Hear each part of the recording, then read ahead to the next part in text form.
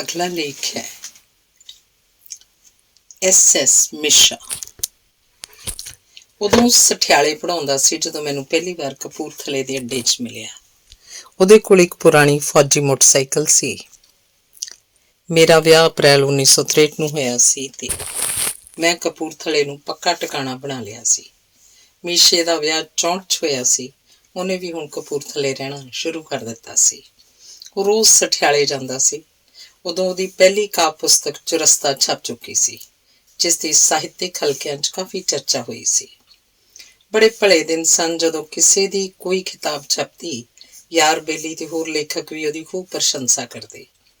ਮੇਰੀ ਪਹਿਲੀ ਕਾਵਿ ਪੁਸਤਕ ਸਿਲੇਹਾਰ 1965 ਵਿੱਚ ਚਰਨਜੀਤ ਸਿੰਘ ਪੰਜਾਬੀ ਪਬਲਿਸ਼ਰ ਜਲੰਧਰ ਨੇ ਬੜੀ ਰੂਹ ਨਾਲ ਛਾਪੀ, ਜਿਸ ਦੀ ਸਾਹਿਤਿਕ ਹਲਕਿਆਂ 'ਚ ਚੰਗੀ ਚਰਚਾ ਹੋਈ। ਮੈਂ ਤੇ ਮੀਸ਼ਾ ਹੌਲੀ ਹੌਲੀ ਕਾਫੀ ਨੇੜੇ ਹੋ ਗਏ ਸੀ।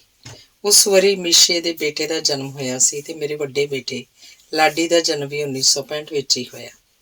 ਇਸ ਵਰੇ ਦੀ ਦੋਹਰੀ ਖੁਸ਼ੀ ਸੀ।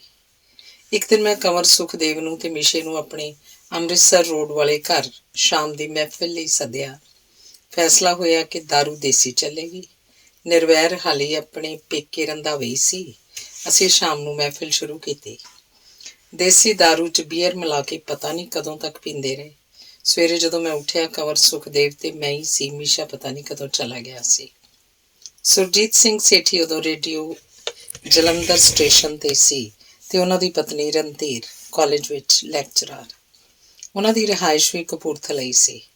ਉਹ ਰੋਜ਼ ਕਪੂਰਥਲੇ ਤੋਂ ਜਲੰਧਰ ਜਾਂਦਾ ਸੀ। ਉਹਨੇ ਕੋਈ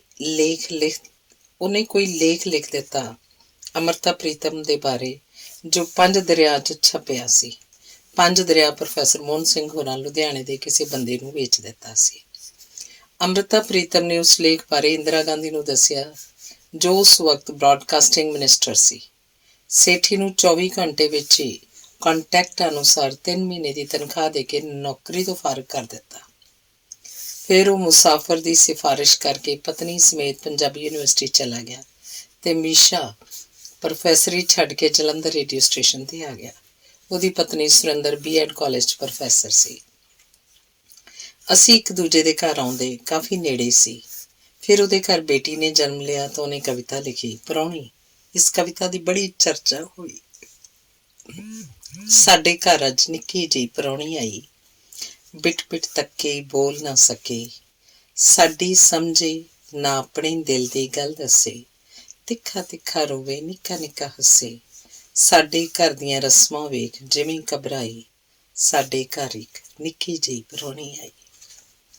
ਸਾਡੀ ਇੱਕ ਗੱਲ ਬਹੁਤ ਪੱਕੀ, ਇੱਕ ਅੰਦਰੂਨੀ ਅਦਿੱਖ ਸਮਝੌਤੇ ਵਾਂਗ ਸੀ। ਮੈਂ ਕਦੇ ਵੀ ਰੇਡੀਓ ਸਟੇਸ਼ਨ 'ਤੇ ਕਵਿਤਾ ਬੋਲਣ ਲਈ ਉਹਨੂੰ ਨਹੀਂ ਸੀ ਕਿਹਾ ਤੇ ਉਹਨੇ ਸਮਝ ਰੱਖਿਆ ਸੀ ਕਿ ਇਹ ਥਾਂ ਮੇਰੇ ਵਰਗਿਆਂ ਦੇ ਬੋਲਣ ਲਈ ਠੀਕ ਨਹੀਂ ਸੀ। ਇਹ ਸਾਡੀ ਅੰਦਰੂਨੀ ਵਿਚਾਰਧਾਰਾ ਦਾ ਇੱਕ ਮੂਕ ਫੈਸਲਾ ਸੀ। ਭਾਵੇਂ ਉਹ ਇੱਕ ਵਾਰ ਸੇਠੀ ਦੇ ਸੱਦੇ ਪ੍ਰਯੋਗਵਾਦੀਆਂ ਦੇ ਕਵੀ ਦਰਬਾਰ 'ਚ ਵੀ ਆਇਆ ਸੀ, ਜਿਹਨੂੰ ਅਸੀਂ ਮਖੌਲ ਕਰਦੇ ਹੁੰਦੇ ਸੀ।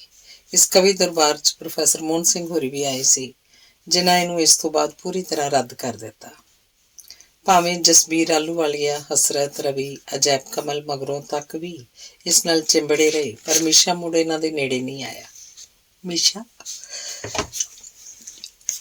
ਘੱਟ ਲਿਖਦਾ ਸੀ, ਪਰ ਜਦੋਂ ਕਦੀ ਲਿਖਦਾ ਤਾਂ ਉਹਦੀ ਕਵਿਤਾ ਦੀ ਸਾਹਿਤਿਕ ਹਲਕਿਆਂ 'ਚ ਬੜੀ ਚਰਚਾ ਹੁੰਦੀ।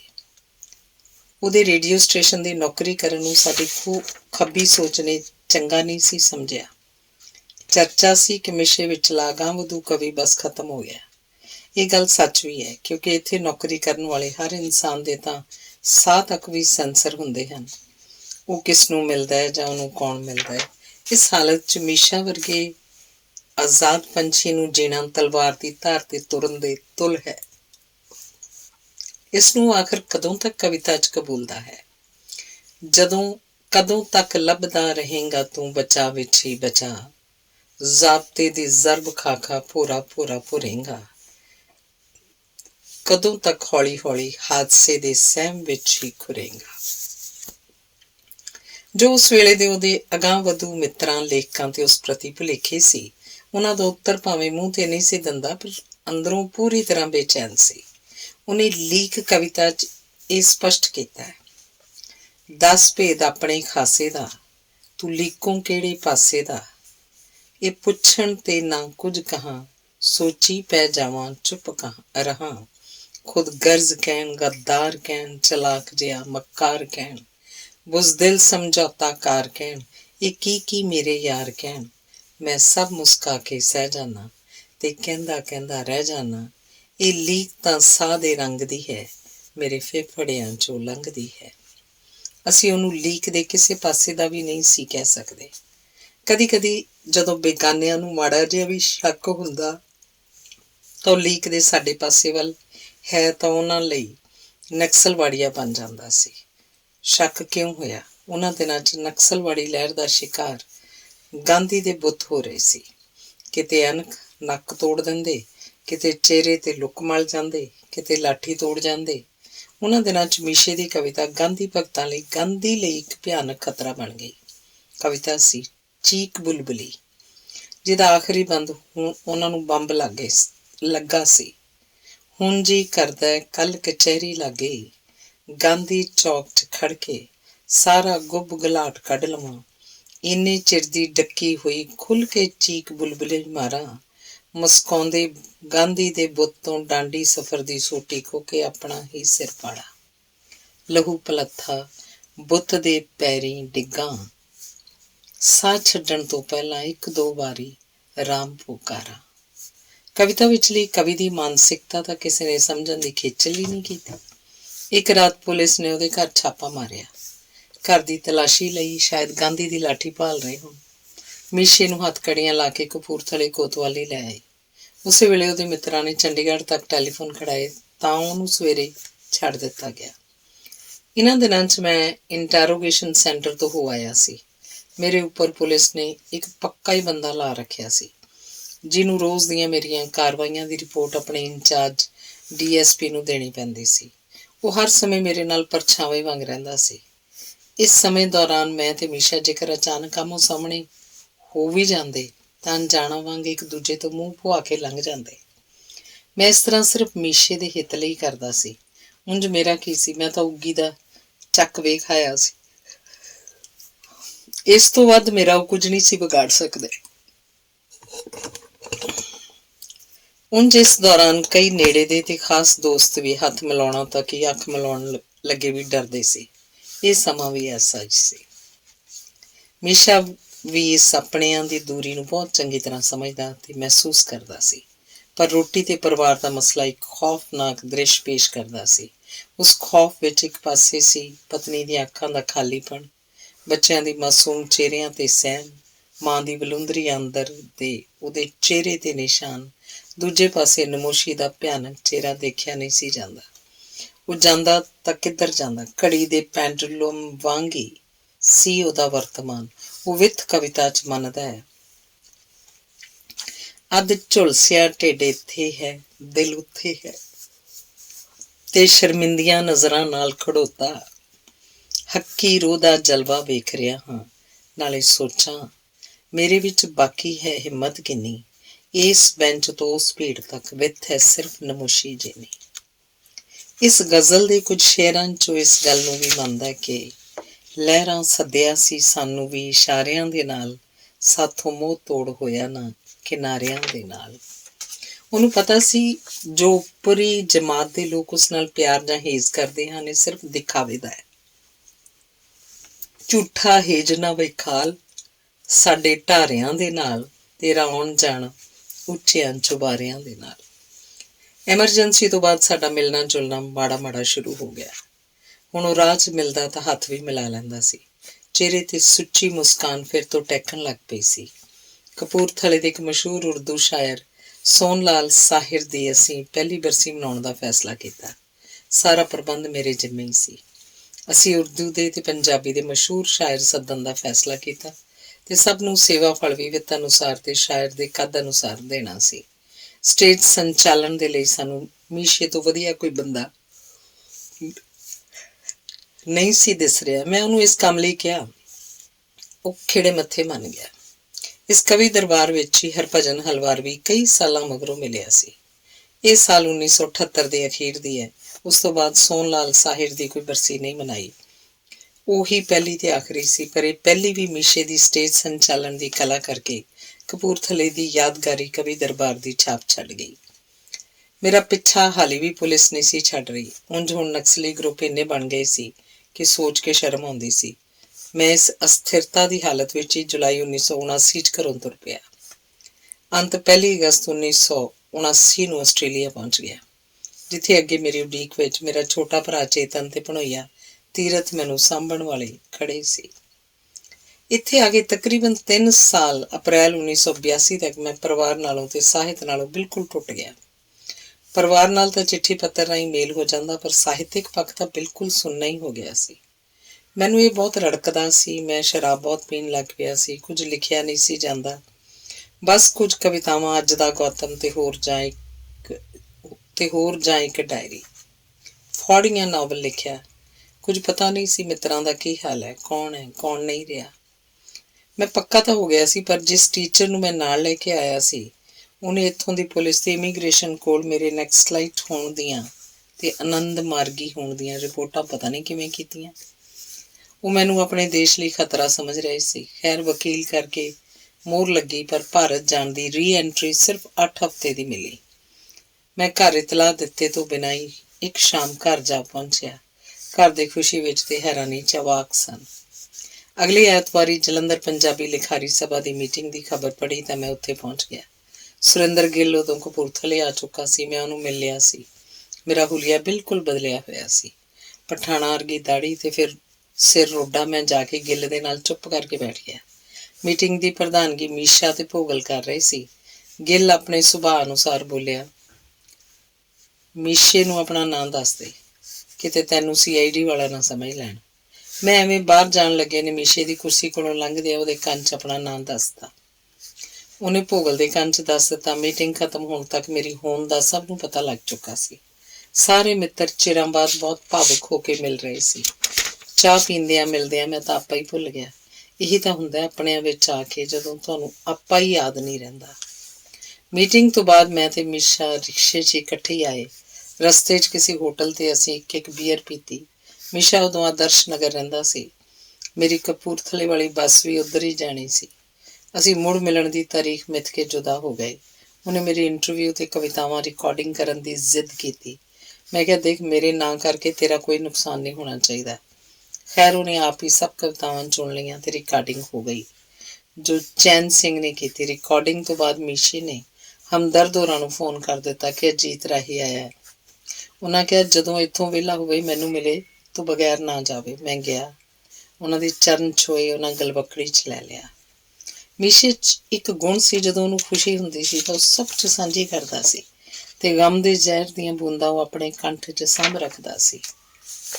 ਆਪਾਂ ਕਾਹਨੂੰ ਨੀਲਕੰਠ ਦੀ ਕਰੀਏ ਗੱਲ ਪੁਰਾਣੀ ਹੈ, ਤੇਰੇ ਮੇਰੇ ਗਲ ਵਿੱਚ ਵੀ ਨੇ ਕੁਝ ਬੂੰਦਾਂ ਉਸ ਜ਼ਹਿਰ ਦੀਆਂ।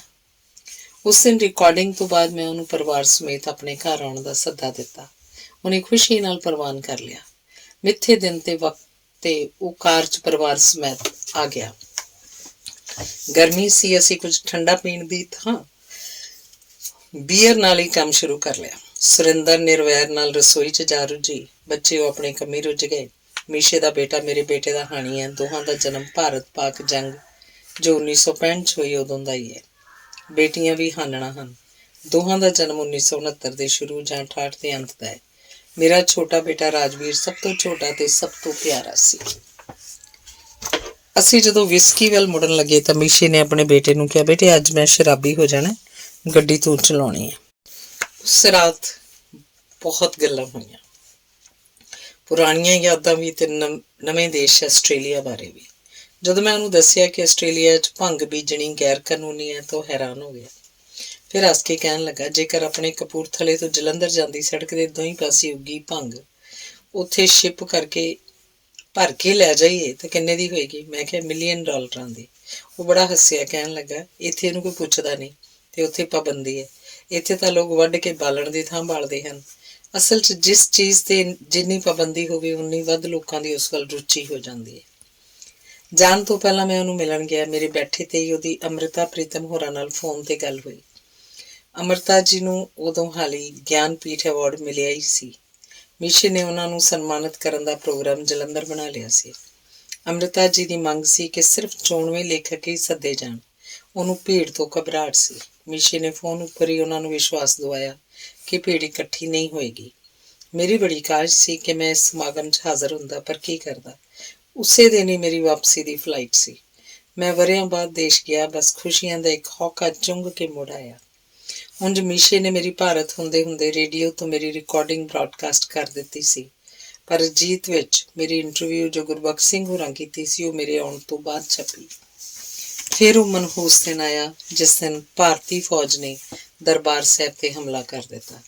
ਹਜ਼ਾਰਾਂ ਲੋਕ, ਬੱਚੇ, ਔਰਤਾਂ, ਬਜ਼ੁਰਗ ਮੌਤ ਦੇ ਘਾਟ ਉਤਾਰ ਦਿੱਤੇ। ਅਕਾਲ ਤਖ਼ਤ ਢਾਹ ਦਿੱਤਾ, ਜਿਸ ਨਾਲ ਕਈ ਪਵਿੱਤਰ ਦਿਲ ਵੀ ਟੁੱਟ ਗਏ। ਹਮਦਰਦ ਹੋਰੀ ਇਸ ਸਦਮੇ ਤੋਂ ਬਾਅਦ ਉੱਠ ਨਹੀਂ ਸਕੇ ਤੇ ਇੱਕ ਦਿਨ ਇਸ ਹੱਸਦੇ ਮੁਸਕਰਾਉਂਦੇ ਚਿਹਰੇ ਦੁਆਲੇ ਅਖਬਾਰਾਂ ਦੇ ਪੰਨਿਆਂ ਤੇ ਕਾਲਾ ਹਾਸ਼ੀਆ ਲੱਗ ਗਿਆ। ਮੈਂ ਇੱਥੇ ਆਸਟ੍ਰੇਲੀਆ 'ਚ ਬੈਠੇ ਹਜ਼ਾਰਾਂ ਲੋਕ ਧਾਹਾਂ ਮਾਰਦੇ ਵੇਖੇ ਸੀ। ਮੈਂ ਵੀ ਪੂਰੀ ਤਰ੍ਹਾਂ ਹਿੱਲ ਗਿਆ ਸੀ। ਫਿਰ ਇੱਕ ਦਿਨ ਮੇਰੇ ਬੇਟੇ ਦਾ ਫੋਨ ਆਇਆ, ਡੈਡੀ ਮੀਸ਼ੇ ਅੰਕਲ ਦੀ ਖਬਰ ਪੜ੍ਹੀ ਹੈ? ਮੈਂ ਪੜ੍ਹੀ ਸੀ, ਮੈਥੋਂ ਬੋਲਿਆ ਨਾ ਗਿਆ। ਮੇਰਾ ਬੇਟਾ ਵੀ ਅੱਗੋਂ ਕੁਝ ਨਾ ਬੋਲ ਸਕਿਆ। ਫਿਰ ਮੈਂ ਡਾਕਟਰ ਕੀਰਤੀ ਕੇਸਰ ਦਾ ਲੇਖ ਪੜ੍ਹਿਆ, ਜਿਸ ਤੋਂ ਪਤਾ ਲੱਗਾ ਕਿ ਦਰਬਾਰ ਸਾਹਿਬ 'ਤੇ ਅਟੈਕ ਤੋਂ ਬਾਅਦ ਉਹ ਬਹੁਤ ਦੁਖੀ ਹੋਇਆ ਸੀ। ਅਸੀਂ ਛੋਟੇ ਹੁੰਦੇ ਸ਼ਰਫ ਦੀ ਇੱਕ ਕਵਿਤਾ ਸਕੂਲ ਦੇ ਸਿਲੇਬਸ 'ਚ ਪੜ੍ਹਦੇ ਸੀ, ਜੋ ਇਸ ਤਰ੍ਹਾਂ ਕੁਝ ਪੰਜਾਬ ਬਾਰੇ ਕਹਿੰਦੀ ਸੀ। ਸੋਹਣੇ ਦੇਸ਼ਾਂ 'ਚੋਂ ਦੇਸ਼ ਪੰਜਾਬ ਨਹੀਂ ਸਹੀਓ, ਜਿਵੇਂ ਫੁੱਲਾਂ ਵਿੱਚੋਂ ਫੁੱਲ ਗੁਲਾਬ ਨਹੀਂ ਸਹੀਓ।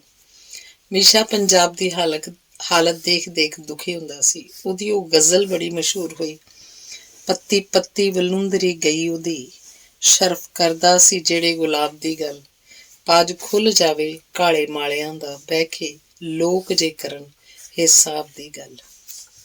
1987 'ਚ ਮੈਂ ਫਿਰ ਭਾਰਤ ਗਿਆ। ਗਿਆਨ ਸਿੰਘ ਸੰਧੂ ਉਦੋਂ ਕਪੂਰਥਲੇ ADC ਸੀ। ਮੈਂ ਉਸ ਨਾਲ ਮੀਸ਼ੇ ਦੀ ਮੌਤ ਬਾਰੇ ਗੱਲ ਕਰਨ ਲੱਗਾ ਤਾਂ ਉਸ ਕਿਹਾ, ਜੇਕਰ ਉਸਦੀ ਮੌਤ ਦੀ ਜ਼ਿਆਦਾ ਪੜਤਾਲ ਕਰਦੇ ਤਾਂ ਇਹ ਉਹਦੀ ਰਾਖ ਨੂੰ ਰੋਲਣ ਵਾਲੀ ਗੱਲ ਬਣ ਜਾਣੀ ਸੀ।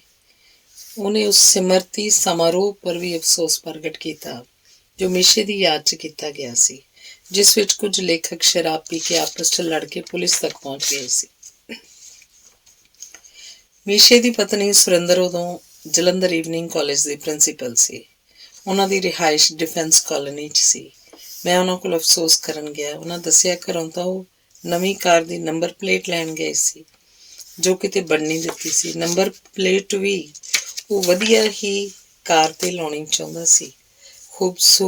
ਆਪਣੀ ਖੂਬਸੂਰਤ ਮੁਸਕਾਨ ਵਰਗੀ ਸੁਰਿੰਦਰ ਦੀਆਂ ਅੱਖਾਂ ਭਰ ਆਈਆਂ। ਮੈਨੂੰ ਉਹਨਾਂ 'ਚ ਮੀਸ਼ੇ ਦਾ ਅਕਸ ਤਰਦਾ ਦਿਸਿਆ। ਮੈਂ ਸੋਚ ਰਿਹਾ ਸੀ, ਉਹ ਮੀਸ਼ਾ ਕਾਂਜਲੀ ਵੇਈਂ ਵਿੱਚ ਕਿਵੇਂ ਡੁੱਬ ਸਕਦਾ ਹੈ, ਜੋ ਆਪਣੇ ਹਜ਼ਾਰਾਂ ਮਿੱਤਰਾਂ, ਪਿਆਰੀ ਪਤਨੀ ਤੇ ਬੱਚਿਆਂ ਦੇ ਦਿਲ ਦਰਿਆ 'ਚ ਹਮੇਸ਼ਾ ਤਰਦਾ ਹੈ ਤੇ ਤਰਦਾ ਰਹੇਗਾ। ਧੰਨਵਾਦ। ਅਗਲਾ ਲੇਖ ਹੈ ਹਰਨਾਮ ਦਾਸ ਸਹਿਰਾਈ। 60ਵਿਆਂ ਦੇ ਸ਼ੁਰੂ 'ਚ ਜਦੋਂ ਮੈਂ ਹਾਲੀ ਸਾਹਿਤ ਦੇ ਵਿਹੜੇ 'ਚ ਗੱਡੀਰਨੇ ਨਾਲ ਤੁਰਨਾ ਹੀ ਸਿੱਖ ਰਿਹਾ ਸੀ, ਜੇਕਰ ਕਦੀ ਕੋਈ ਕਵਿਤਾ ਕਿਸੇ ਰੋਜ਼ਾਨਾ ਅਖਬਾਰ 'ਚ ਜਾਂ ਮਾਸਿਕ ਪੱਤਰ 'ਚ ਛਪ ਜਾਂਦੀ ਤੇ ਮੈਂ ਉਹ ਅਖਬਾਰ ਉਨੀ ਦੇਰ ਸਾਂਭ ਰੱਖਦਾ ਜਿੰਨੀ ਦੇਰ ਉਹ ਗੁਆਚ ਨਾ ਜਾਂਦੀ। ਉਹਨਾਂ ਦਿਨਾਂ 'ਚ ਅਕਾਲੀ ਪੱਤਰਕਾਰ ਦੀ ਬੜੀ ਚੜ੍ਹਤ ਸੀ। ਉਹਦੇ ਐਤਵਾਰ ਦੇ ਐਡੀਸ਼ਨ ਵਿੱਚ ਇੱਕ ਨਾਵਲ ਲੜੀਵਾਰ ਛਪਦਾ ਹੁੰਦਾ ਸੀ, ਡਾਚੀ। ਲੇਖਕ ਸੀ ਹਰਨਾਮ ਦਾਸ ਸਹਿਰਾਈ। ਮੇਰੇ ਲੇਲੇ ਕੱਦ ਦੇ ਸਾਹਮਣੇ ਉਹ ਊਠ ਦੇ ਕੱਦ ਦਾ ਸਾਹਿਤਕਾਰ ਸੀ। ਕਈ ਵਾਰ ਦਿਲ ਕਰਦਾ ਇਹਦੇ ਦਰਸ਼ਨ ਕਰਨ ਨੂੰ, ਪਰ ਮੈਂ ਜਦੋਂ 1961 'ਚ ਨਵੇਂ ਜ਼ਮਾਨੇ 'ਚ ਪਾਰਟੀ ਦਾ ਕੁਲਵਕਤੀ ਬਣ ਕੇ ਆਇਆ ਤਾਂ ਜਲੰਧਰ ਰਹਿੰਦਿਆਂ ਇੱਥੋਂ ਦੀਆਂ ਕਈ ਕੱਦਾਵਰ ਸਾਹਿਤਕ ਹਸਤੀਆਂ ਦੇ ਦਰਸ਼ਨ ਹੋਏ। ਉਹਨਾਂ ਵਿੱਚ ਹੀ ਸੀ ਹਰਨਾਮ ਦਾਸ ਸਹਿਰਾਈ। ਗਰਮੀਆਂ 'ਚ ਚਿੱਟਾ ਕੁੜਤਾ ਪਜਾਮਾ ਤੇ ਸਰਦੀਆਂ 'ਚ ਗਲ ਦੁਆਲੇ ਗੁਲੂਬੰਦ, ਸਿਰ 'ਤੇ ਗਰਮ ਟੋਪੀ, ਕੁੜਤੇ ਉੱਪਰ ਕੋਈ ਗਰਮ ਫਤੂਈ ਜਾਂ ਸਵੈਟਰ, ਪਰ ਗਰਮੀ ਸਰਦੀ 'ਚ ਹੱਥ ਦੀ ਪੱਕੀ ਸਾਥਣ ਹੁੰਦੀ ਸੀ ਸਿਗਰਟ, ਤੇ ਮੂੰਹ ਕਰਾਰਾ ਰੱਖਦੀਆਂ ਸਨ ਨੌਨ ਵੈਜੀਟੇਰੀਅਨ ਗਾਲਾਂ, ਜੋ ਦਿਲ ਦੀ ਪਵਿੱਤਰਤਾ 'ਚੋਂ ਟੁੱਬੀਆਂ ਲਾ ਕੇ ਨਿਕਲਦੀਆਂ ਸਨ। ਉਹਦੇ ਨਾਵਲਾਂ ਦੇ ਬੜੇ ਚਰਚੇ ਸੀ, ਗਲੀ ਮਹੱਲੇ ਦੇ ਲੋਕ, ਡਾਚੀ, ਤ੍ਰਿਸ਼ੰਕੂ ਆਦਿ। ਬਰਾਜ ਬਹੂ ਬੰਗਾਲੀ ਨਾਵਲ ਮੈਂ ਇਹਦਾ ਹੀ ਅਨੁਵਾਦ ਕੀਤਾ, ਪੜ੍ਹਿਆ ਸੀ। ਉਹਨੇ ਡਾਚੀ ਨਾਵਲ ਦੇ ਆਰੰਭ ਵਿੱਚ ਰਾਜ ਖਲੋਤੇ ਵੀ ਦੀਵੀ ਸੁਣੋ ਦੇ ਸਿਰਲੇਖ ਹੇਠ ਲਿਖਿਆ ਸੀ, ਪੰਜਾਬੀ ਬੋਲੀ ਦਾ ਹਾਲ ਇਸ ਵੇਲੇ ਉਸ ਤਪਕ ਦੇ ਮਾਰੇ ਹੋਏ ਮਰੀਜ਼ ਵਰਗਾ ਹੈ, ਜਿਹਦਾ ਪਤਾ ਨਹੀਂ ਕਦ ਘੋਰੜੂ ਵੱਜ ਜਾਏ। ਪੰਜਾਬੀ ਬੋਲੀ ਤੇ ਹਿੰਦੀ ਆਪਣੇ ਡੋਰੇ ਪਾ ਰਹੀ ਹੈ। ਉਹਨੂੰ ਆਪਣੀ ਬੁੱਕਲ 'ਚ ਲੁਕਾਉਣਾ ਚਾਹੁੰਦੀ ਹੈ। ਉਧਰ ਸੰਸਕ੍ਰਿਤ ਆਪਣੇ ਨਾਂ ਦਾ ਸਿੱਕਾ ਮਾਰ ਕੇ ਉਹਨੂੰ ਆਪਣੇ ਵਰਗਾ ਕਰਨਾ ਚਾਹੁੰਦੀ ਹੈ। ਅਧਮੋਈ ਬੋਲੀ ਨਾਲ ਜੇ ਇਸੇ ਤਰ੍ਹਾਂ ਉਹਦੇ ਸ਼ਾਹ ਸਵਾਰ ਸਲੂਕ ਕਰਦੇ ਰਹੇ ਤੇ ਛੇਤੀ ਹਟਕੋਰੀਆਂ ਤੇ ਆ ਜਾਏਗੀ। ਪੰਜਾਬੀ ਦੇ ਹਮਦਰਦੀਓ, ਪੰਜਾਬੀ ਨੂੰ ਪੰਜਾਬੀ ਰਹਿਣ ਦਿਓ। ਇਹਨੂੰ ਗਲੇਫਮੀ ਬੋਲੀ ਨਾ ਬਣਾਓ। ਵੱਡੇ ਵਡੇਰੇ ਆਖਿਆ ਕਰਦੇ ਸਨ, ਜਾ ਬੇਟਾ ਰਾਵੀ, ਨਾ ਕੋਈ ਆਵੀ ਨਾ ਕੋਈ ਜਾਵੀ। ਫੁਲਕਾਰੀ ਲਾ ਕੇ ਟਾਕੀਆਂ ਵਾਲੀ ਚਾਦਰ ਦੇਣ ਲੱਗ ਪਏ ਨੇ ਆਪਣੀ ਮਾਂ ਨੂੰ ਅੱਜ ਦੇ। ਮੁਰਦਾ ਹੋਰੀ ਬੋਲੀ ਨੂੰ ਬਚਾਓ। 5 ਦਰਿਆਵਾਂ ਦੇ ਰਹਿਣ ਵਾਲਿਓ। ਹਰਨਾਮ ਦਾਸ ਸਹਿਰਾਈ ਦਾ ਜਨਮ 13 ਅਪ੍ਰੈਲ 1920 ਨੂੰ ਰਾਜਾ ਸੰਤ ਸੀ ਅੰਮ੍ਰਿਤਸਰ 'ਚ ਪਿਤਾ ਸੰਤ ਸਿੰਘ ਜਰਗਰ ਤੇ ਆਰੀਆ ਸਮਾਜਨ ਮਾਂ ਲਾਜਵੰਤੀ ਦੇ ਘਰ ਹੋਇਆ। ਪਿਤਾ ਪੁਰਖੀ ਕਿੱਤਾ ਸੋਨੇ ਨੂੰ ਕੁਠਾਲੀ 'ਚ ਪਾ ਕੇ ਨਿਖਾਰ ਕੇ ਭਾਂਤ ਦੇ ਗਹਿਣੇ ਘੜਨ ਦੀ ਥਾਂ ਇਸ ਲੋਹ ਪੁਰਸ਼ ਹਰਨਾਮ ਸਿੰਘ ਨੇ ਨਾਂ ਹਰਨਾਮ ਦਾਸ ਸਹਿਰਾਈ ਰੱਖ ਲਿਆ ਤੇ ਕਿੱਤਾ ਲੋਹੇ ਨੂੰ ਢਾਲ ਕੇ ਉਹਦੇ ਸੰਦ ਬਣਾਉਣ ਦਾ ਅਖਤਿਆਰ ਕਰ ਲਿਆ। ਉਹਨੇ ਸਾਹਿਤ ਨੂੰ 24 ਕੈਰੇਟ ਦੇ ਸ਼ੁੱਧ ਸੋਨੇ ਵਾਂਗ ਰਚਿਆ। ਉਹਦਾ ਸਾਹਿਤ 24 ਕੈਰੇਟ ਦਾ ਸਾਹਿਤ ਹੈ। ਉਹਨੇ ਕੋਈ ਖੋਟ ਨਹੀਂ ਪਾਇਆ। ਕਲਪਨਾ ਦੀ ਪਾਲਿਸ਼ ਐਸੀ ਕੀਤੀ ਹੈ ਕਿ ਹਰ ਗਹਿਣਾ ਆਪਣੀ ਨਵੀਂ ਤੇ ਅਨੋਖੀ ਦਿੱਖ ਲੈ ਕੇ ਚਮਕਿਆ। ਇਹ ਚਮਕ ਰਹਿੰਦੀ ਦੁਨੀਆ ਤੱਕ ਕਾਇਮ ਰਹੇਗੀ। ਕਿੰਨੀ ਅਜੀਬ ਗੱਲ ਹੈ ਕਿ ਉਹ ਸੰਤਾ ਸਿੰਘ ਦੇ ਘਰ ਮਾਝੇ ਦੀ ਧੁੰਨੀ 'ਚ ਜਨਮ ਕੇ ਵੀ ਗੁਰਮੁਖੀ ਨਹੀਂ ਸੀ ਲਿਖ ਸਕਦਾ ਤੇ ਲੇਖਕ ਸੀ ਪੰਜਾਬੀ ਦਾ। ਜਿਹਦੇ ਕੱਦ ਦਾ ਸਿੱਖ ਗੁਰੂ ਸਾਹਿਬਾਨ ਜਾਂ ਸਿੱਖ ਸੂਰਮਿਆਂ ਬਾਰੇ ਲਿਖਣ ਵਾਲੀ ਹਾਲੇ ਤੱਕ ਕੋਈ ਸਾਹਿਤਕਾਰ ਨਹੀਂ ਪੈਦਾ ਹੋਇਆ। ਉਹ ਆਪਣੀ ਰਚਨਾ ਸ਼ਾਹਮੁਖੀ 'ਚ ਲਿਖਦਾ ਸੀ। ਫਿਰ ਉਹਨੂੰ ਗੁਰਮੁਖੀ 'ਚ ਲਿਖਣ, ਸੋਧਣ, ਪ੍ਰੂਫ ਪੜ੍ਹਨ ਦਾ ਕੰਮ ਉਹਦਾ ਪ੍ਰੇਮੀ ਤਿਲਕ ਰਾਜਪੂਤ ਕਰਦਾ ਸੀ। ਹਰਨਾਮ ਦਾਸ ਸਹਿਰਾਈ ਦੇ ਦੱਸਣ ਅਨੁਸਾਰ ਅਕਾਲੀ ਫੂਲਾ ਸਿੰਘ ਨਾਵਲ ਤੱਕ ਤਿਲਕ ਰਾਜਪੂਤ ਨੂੰ 35 ਸਾਲ ਹੋ ਗਏ ਸਨ ਉਹਦਾ ਸਾਥ ਦਿੰਦਿਆਂ। ਤਿਲਕ ਰਾਜਪੂਤ ਸਿੱਖ ਇਤਿਹਾਸ ਦੇ ਨਾਵਲ ਤੇ ਗੁਰੂ ਸਾਹਿਬਾਨ ਦੇ ਬਾਰੇ 10 ਨਾਵਲਾਂ ਦਾ ਉਤਾਰਾ ਕਰਦਾ ਤੇ ਸੋਧ ਸੁਧਾਈ ਕਰਦਾ ਆਪ ਗੁਰੂ ਘਰ ਤੇ ਸਿੱਖੀ ਦਾ ਸ਼ਰਧਾਵਾਨ ਹੋ ਗਿਆ। ਇਸੇ ਸ਼ਰਧਾ ਤੇ ਮੋਹ ਸਦਕਾ ਹੀ ਉਹ ਸਹਿਰਾਈ ਹੋਰਾਂ ਨਾਲ ਅੰਤਿਮ ਸਮੇਂ ਤੱਕ ਸਾਥ ਦਿੰਦਾ ਰਿਹਾ। ਉਹਨੇ ਸ਼ਹਾਦਤ ਨਾਵਲ ਤੱਕ ਡਾਕਟਰ ਗੋਬਿੰਦ ਸਿੰਘ ਲਾਂਬਾ ਅਨੁਸਾਰ 16,000 ਸਫ਼ੇ ਪੰਜਾਬੀ ਸਾਹਿਤ ਦੇ ਰਚ ਲਏ ਸੀ। ਮਗਰਲੇ ਵਾਧੂ ਹਨ। ਇਹ ਸਫ਼ੇ 1982 ਤੱਕ ਹਨ। 1962 'ਚ ਜਲੰਧਰ ਕੰਪਨੀ ਬਾਗ ਦੀ ਲਾਇਬ੍ਰੇਰੀ ਦੇ ਹਾਲ 'ਚ ਜਸਵੰਤ ਸਿੰਘ ਕੰਵਲ ਹੋਰਾਂ ਦੇ ਨਾਵਲ ਹਾਣੀ ਤੇ ਗੋਸ਼ਟੀ ਸੀ। ਬਲਰਾਜ ਸਾਹਨੀ ਹੋਰਾਂ ਪ੍ਰਧਾਨਗੀ ਕੀਤੀ ਸੀ। ਕਈ ਵਿਦਵਾਨਾਂ ਨੇ ਨਾਵਲ ਨੂੰ ਪੜ੍ਹੇ ਤੋਂ ਬਗੈਰ ਹੀ ਉਹਦੀ ਖੂਬ ਨਿੰਦਾ ਕੀਤੀ। ਮੈਂ ਨਾਵਲ ਪੜ੍ਹਿਆ ਹੋਇਆ ਸੀ। ਜੋ ਉਹਨਾਂ ਵਿਦਵਾਨਾਂ ਨੇ ਕਿਹਾ ਸਭ ਗਲਤ ਤੇ ਸ਼ਰਮਸਾਰ ਕਰਨ ਵਾਲਾ ਸੀ। ਇਹ ਮਾਲਵੇ ਦੇ ਪਿੰਡ ਦੀ ਪਿੱਠ ਭੂਮੀ ਵਾਲਾ ਨਾਵਲ ਸੀ। ਇਹਨੂੰ ਸ਼ਹਿਰੀ ਕੀ ਸਮਝਣ। ਬਲਰਾਜ ਸਾਹਨੀ ਹੋਰੀ ਤਾਂ ਨਾਵਲ ਦੇ ਹੱਕ 'ਚ ਡਟ ਕੇ ਬੋਲੇ।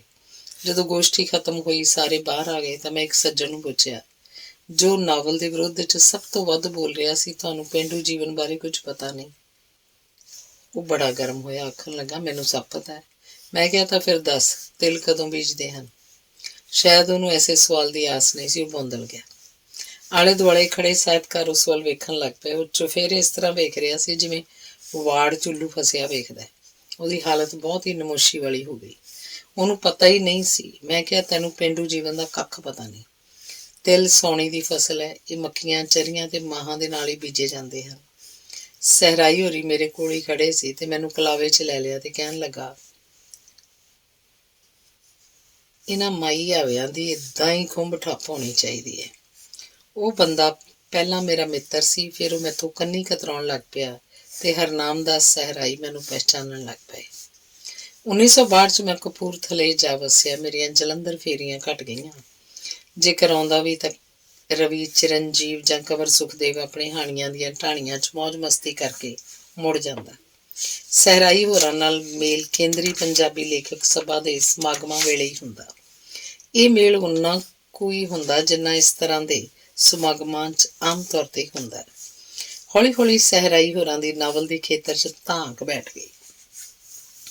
ਉਹਨਾਂ ਸਿੱਖ ਇਤਿਹਾਸ ਦੇ ਨਾਵਲਾਂ ਵੱਲ ਮੋੜਾ ਤਾਂ ਅਨੂਪ ਕੌਰ ਵੇਲੇ ਹੀ ਕੱਟ ਲਿਆ ਸੀ, ਪਰ ਉਹਦੇ ਸਮਾਜਿਕ ਨਾਵਲ ਹਾਲੀ ਸਿੱਖ ਇਤਿਹਾਸ ਨਾਲ ਸੰਬੰਧ ਰੱਖਣ ਵਾਲੇ ਨਾਵਲਾਂ ਨਾਲੋਂ ਭਾਰੂ ਸਨ। ਅਗਾਂਹ ਵਧੂ ਲਹਿਰ ਨਾਲ ਸੰਬੰਧ ਹੋਣ ਕਰਕੇ ਮੈਂ ਇਤਿਹਾਸਿਕ ਨਾਵਲਾਂ ਨੂੰ ਫਜ਼ੂਲ ਹੀ ਸਮਝਦਾ ਸੀ, ਜੋ ਮੇਰੀ ਭੁੱਲ ਸੀ। ਮੈਂ ਭਾਈ ਵੀਰ ਸਿੰਘ ਦਾ ਸੁੰਦਰੀ ਪੜ੍ਹਿਆ ਸੀ, ਪਰ ਉਹਨਾਂ ਦੇ ਹੋਰ ਨਾਵਲ ਨਹੀਂ ਸਨ ਪੜ੍ਹੇ। ਜਸਵੰਤ ਸਿੰਘ ਕੰਵਲ ਤੇ ਨਾਨਕ ਸਿੰਘ ਹੋਰਾਂ ਨੂੰ ਮੈਂ ਬਹੁਤ ਪੜ੍ਹਿਆ ਸੀ। ਸਹਿਰਾਈ ਦਾ ਨਾਵਲ ਡਾਚੀ ਮਾਝੇ ਦੇ ਇੱਕ ਪਿੰਡ ਦੀ ਜੱਟਾਂ ਦੀ ਦੁਸ਼ਮਣੀ ਦੀ ਕਹਾਣੀ ਹੈ। ਜੱਟਾਂ ਦੀਆਂ ਦੁਸ਼ਮਣੀਆਂ ਪੀੜ੍ਹੀ ਦਰ ਪੀੜ੍ਹੀ ਚੱਲਦੀਆਂ ਰਹਿੰਦੀਆਂ ਹਨ। ਜੱਟ ਮੈਂ ਹਾਂ ਸੰਸਾਰ ਕਬੀਲਾ ਮਾਝੇ ਦਾ, ਜਲੰਧਰ ਲਾਗਲੇ ਪਿੰਡ ਰਾਏਪੁਰ ਬੱਲਾਂ ਦੀ ਕਹਾਣੀ ਕੌਣ ਨਹੀਂ ਜਾਣਦਾ, ਜਿੱਥੇ ਇੱਕ ਔਰਤ ਖਾਤਰ 2 ਦਰਜਨ ਬੰਦੇ ਕਤਲ ਹੋ ਗਏ, ਪਰ ਉਹ ਔਰਤ ਹਾਲੇ ਵੀ ਜਿਉਂਦੀ ਹੈ। ਮਾਝੇ ਮਾਲਵੇ ਜਾਂ ਦੁਆਬੇ ਦੇ ਜੱਟਾਂ ਦੇ ਸੁਭਾਅ 'ਚ ਕੋਈ ਫਰਕ ਨਹੀਂ। ਕਈ ਪਿੰਡਾਂ 'ਚ ਕਈ ਕਤਲ ਹੋ ਜਾਂਦੇ ਹਨ। ਮਾਵਾਂ ਪੁੱਤਾਂ ਨੂੰ ਪਿਓ ਦਾਦੇ ਦਾ ਬਦਲਾ ਲੈਣ ਲਈ ਰੀਝਾਂ ਨਾਲ ਪਾਲਦੀਆਂ ਹਨ, ਜਿਵੇਂ ਲੱਧੀ ਨੇ ਦੁੱਲਾ ਪਾਲਿਆ ਸੀ, ਮੈਨੂੰ ਸੱਜਣਾ ਦੀ ਡਾਚੀ ਬਦਾਮੀ ਰੰਗ ਦੀ। ਪਿੰਡ ਦਾ ਗੱਭਰੂ ਸ਼ਿੰਗਾਰਾ ਦੁਸ਼ਮਣ ਸ਼ਰੀਕਾਂ ਦੀ ਕੁੜੀ ਬਿਸ਼ਨੀ ਨੂੰ ਡਾਚੀ ਤੋਂ ਕੱਢ ਲਿਜਾਂਦਾ ਹੈ। ਬਿਸ਼ਨੀ ਤੇ ਸ਼ਿੰਗਾਰਾ ਸੋਚਦੇ ਹਨ ਸਾਡੇ ਇੱਕ ਹੋਣ ਨਾਲ ਦੁਸ਼ਮਣੀ ਮਿਟ ਜਾਏਗੀ।